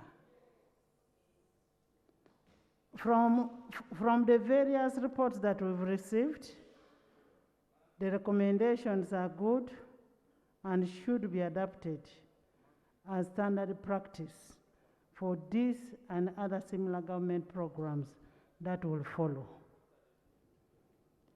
And some of the recommendations that we need really to adapt in this, government needs to develop guidelines on implementation of programs with effective controls prior to disbursement of funds.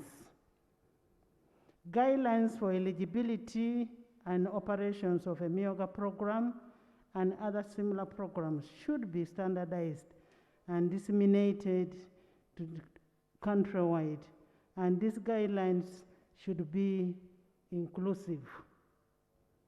They should not segregate. There should be fairness in these guidelines, equity in determining the qualification for the beneficiaries in guiding principles for the disbursements, management and accountability of these funds. This will ensure that the various segments of the population, namely the women, we've been complaining women are left out, the youth, people with disabilities, widows, vulnerable groups are catered for in this kind of programs. So a minister must put that in his report. There should be a bottom-top approach in determining the needs of the people in an area. You just don't go and give people a project and say, here is a project. Because if you're talking about border borders, maybe they need fiscal border borders. So, Minister, next time when you're doing it, you need a bottom-top approach. Next, there should be a serious education on both beneficiaries and the implementers of these programs. The program is failing because there is no information. They were not educated on what to do. So they need to appreciate what the program is and how it should be run. In terms of consumer protection in microfinance, it is imperative that the Minister of Finance devises modalities for protecting the beneficiary groups and the members from abusing this from extortion, misinformation, and manipulation of others. You've heard in some areas there was extortion. So you need to have that consumer protection. Such consumer protection modalities should address the level of indebtedness of the group, fair and respectful treatment of the groups, privacy of the data, and the mechanism of dispute resolution in case there's a dispute a dispute in a particular group. Citizens should be empowered to hold the implementers of this government accountable. I must really thank Honorable Taiwa, not as a minister, as Honorable Taiwa. When he went, he was able even to arrest a person who was misusing this money. But now the issue is, when you arrest today, what happens tomorrow? The person is released. Because there are no laws in place that help us to hold these people accountable. Funds for such projects should be decentralized and managed by the CAO, the Chief Administrative Officer, as opposed to being released from the Microfinance Support Center at the headquarters. That will help in the monitoring and evaluation of this money, because the commercial officers are directly under the CAOs of every district. The structures on ground should not involve politicians, but technical persons who can be properly be held liable for mismanagement of funds. In terms of legislative oversight of EMYOOGA and other micro-credit intervention, relevant parliamentary committees of finance and trade should tailor their work plans to accommodate the oversight over EMYOOGA and other microcredit interventions that government is giving to our people. The minister in charge of microfinance should table reports, as I said, annual reports on the performance of government programs to help us, the members of parliament, in our oversight role. Regarding the involvement of local leaders in monitoring of the program, the government should devise mechanisms for the institutionalization of the involvement of local leaders, including members of parliament, district officials, in the routine monitoring and implementation, and strengthening and giving us a feedback on what is happening on these programs. Funds for such important government programs should be disbursed through an EFT, not backdoor the way we are doing, that it must be a particular bank. We need a clear system of how this money goes. And when you disburse through an EFT, then you know that it is easy for you to do an audit trail, how the money came in and how it went out. There should be a forensic audit on the microfinance support center and the districts to establish whether the funds were put to their desired use. All those found culpable for abusing or misappropriation of these funds must be held liable for their acts. And you know we have an anti-corruption unit in Uganda here. In the current project, there should be a post-implementation audit to assess the impact of the funds disbursed and determine whether the objectives were met. Remember, we talked about the design, so we need the post-implementation audit on the design, whether what we wanted to achieve has been achieved, and whether if we continue the same way we are doing, whether we'll get what we want. The Minister of Finance, Planning and Economic Development should initiate relevant amendments to the existing microfinance-related legislation to strengthen the regulation of the sector through further empowering Uganda Microfinance Regulatory Authority. And this was Anne was saying as a shadow minister, that we need regulation on this. Members, you've heard everything about EMYOOGA. And how I pray that before you rush into parish model, you first resolve the existing problems. There are real problems.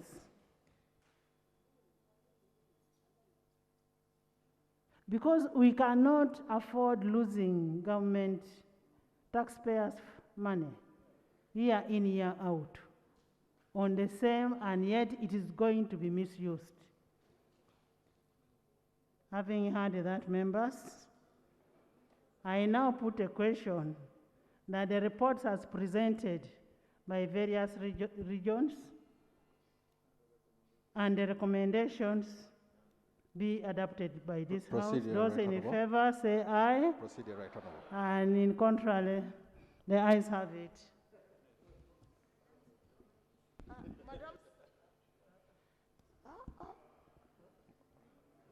Procedure, right honorable. Hey, hold on. Madam Speaker, Speaker, we have an issue of very urgent importance.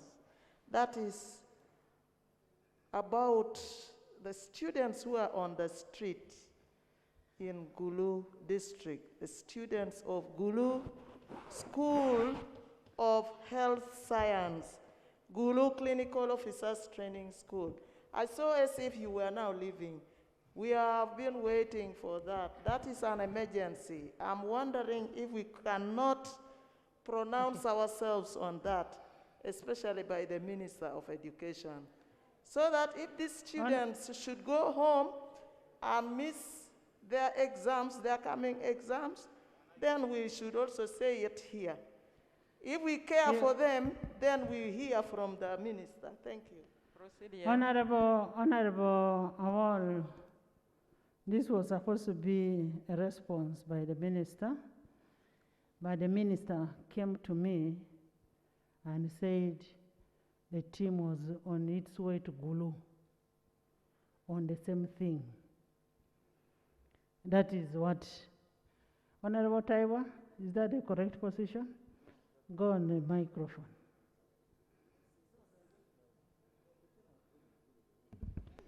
That's no, the right. Minister himself. Yeah, that's the right position, right, Honorable Speaker. A team from Minister of Education is on the way to Guru. Headed by Dr. Minyingo himself. Madam Speaker, can I agree with the Gulu team that we have a meeting first thing tomorrow at 9? If it means us going to Gulu, we shall go to Gulu. Please, let's have a meeting in my office over that issue, and we have that issue resolved. There was a report, there are documents that are supposed to be presented by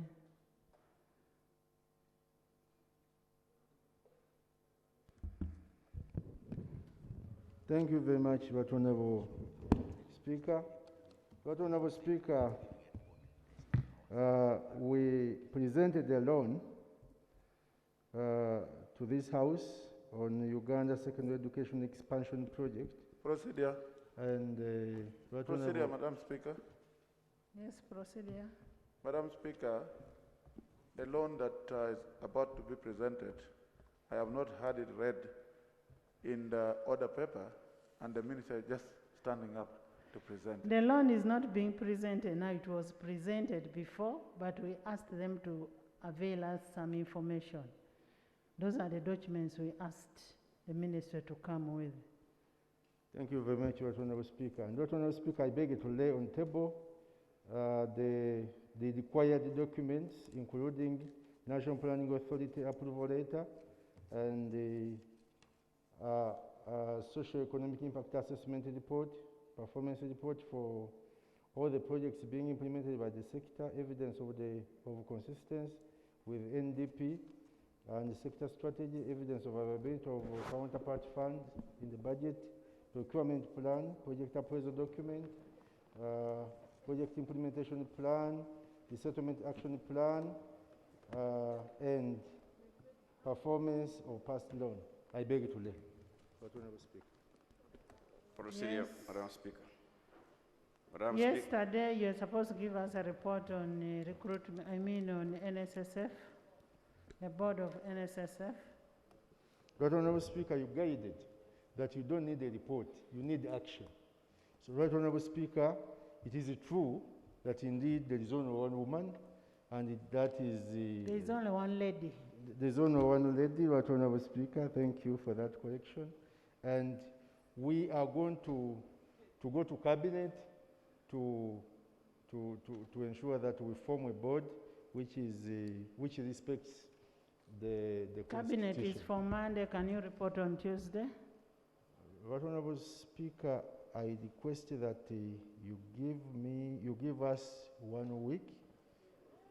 You give us 1 week because there are constituents that we are supposed to consult in order for them to send their representatives. So you want how many? 1 week. 1 week. Honorable Taiwa, you're supposed to report on power in Zambia. Police barracks. There is no power up to now.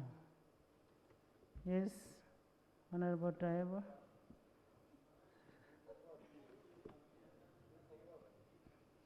No, let's get a report. Let him tell us what is happening. Yes, Right Honorable Speaker, indeed we verified, it's true.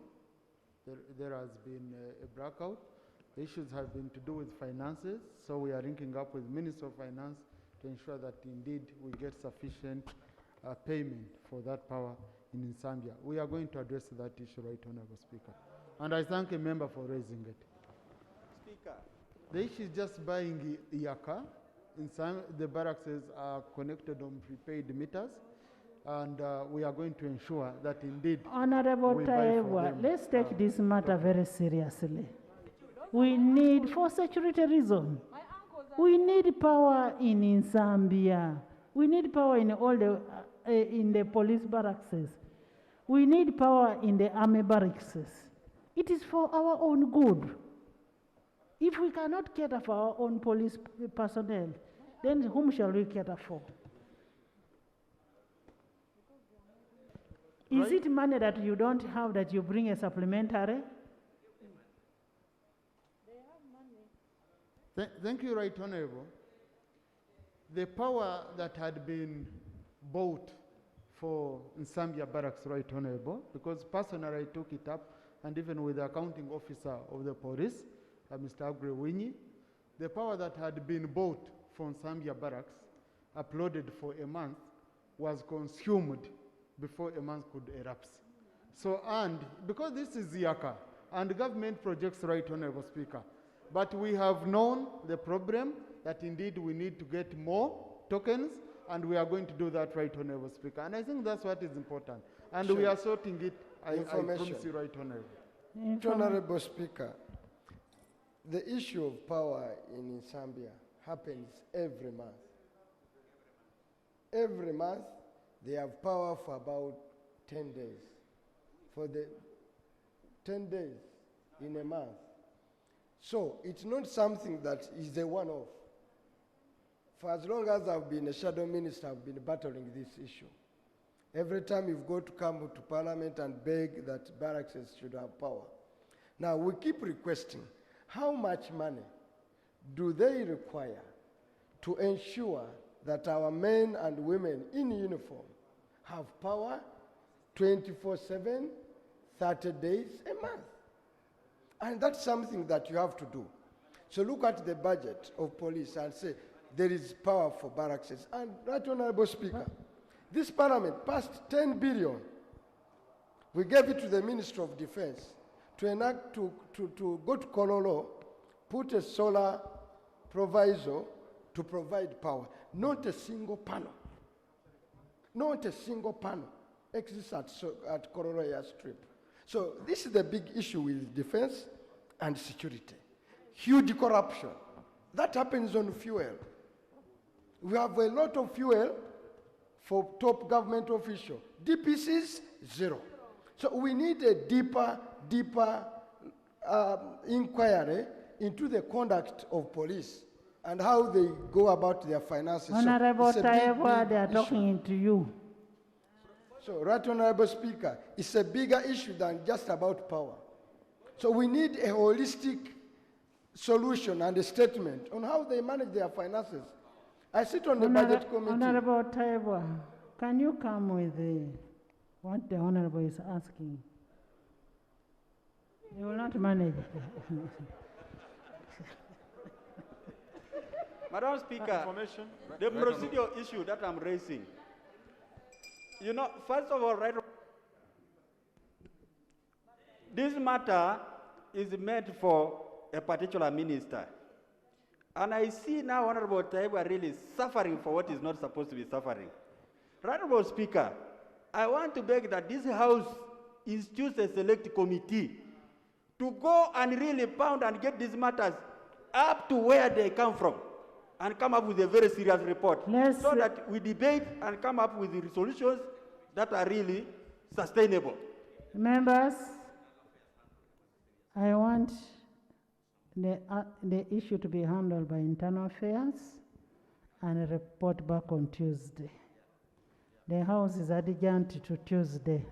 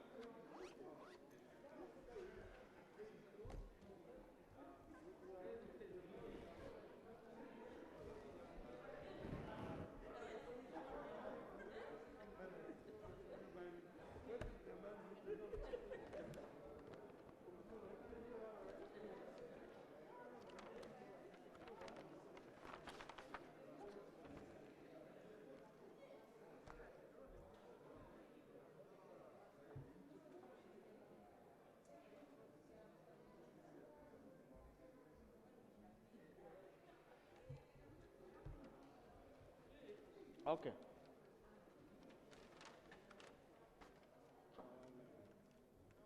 Okay. Then maybe I'm taking the classes like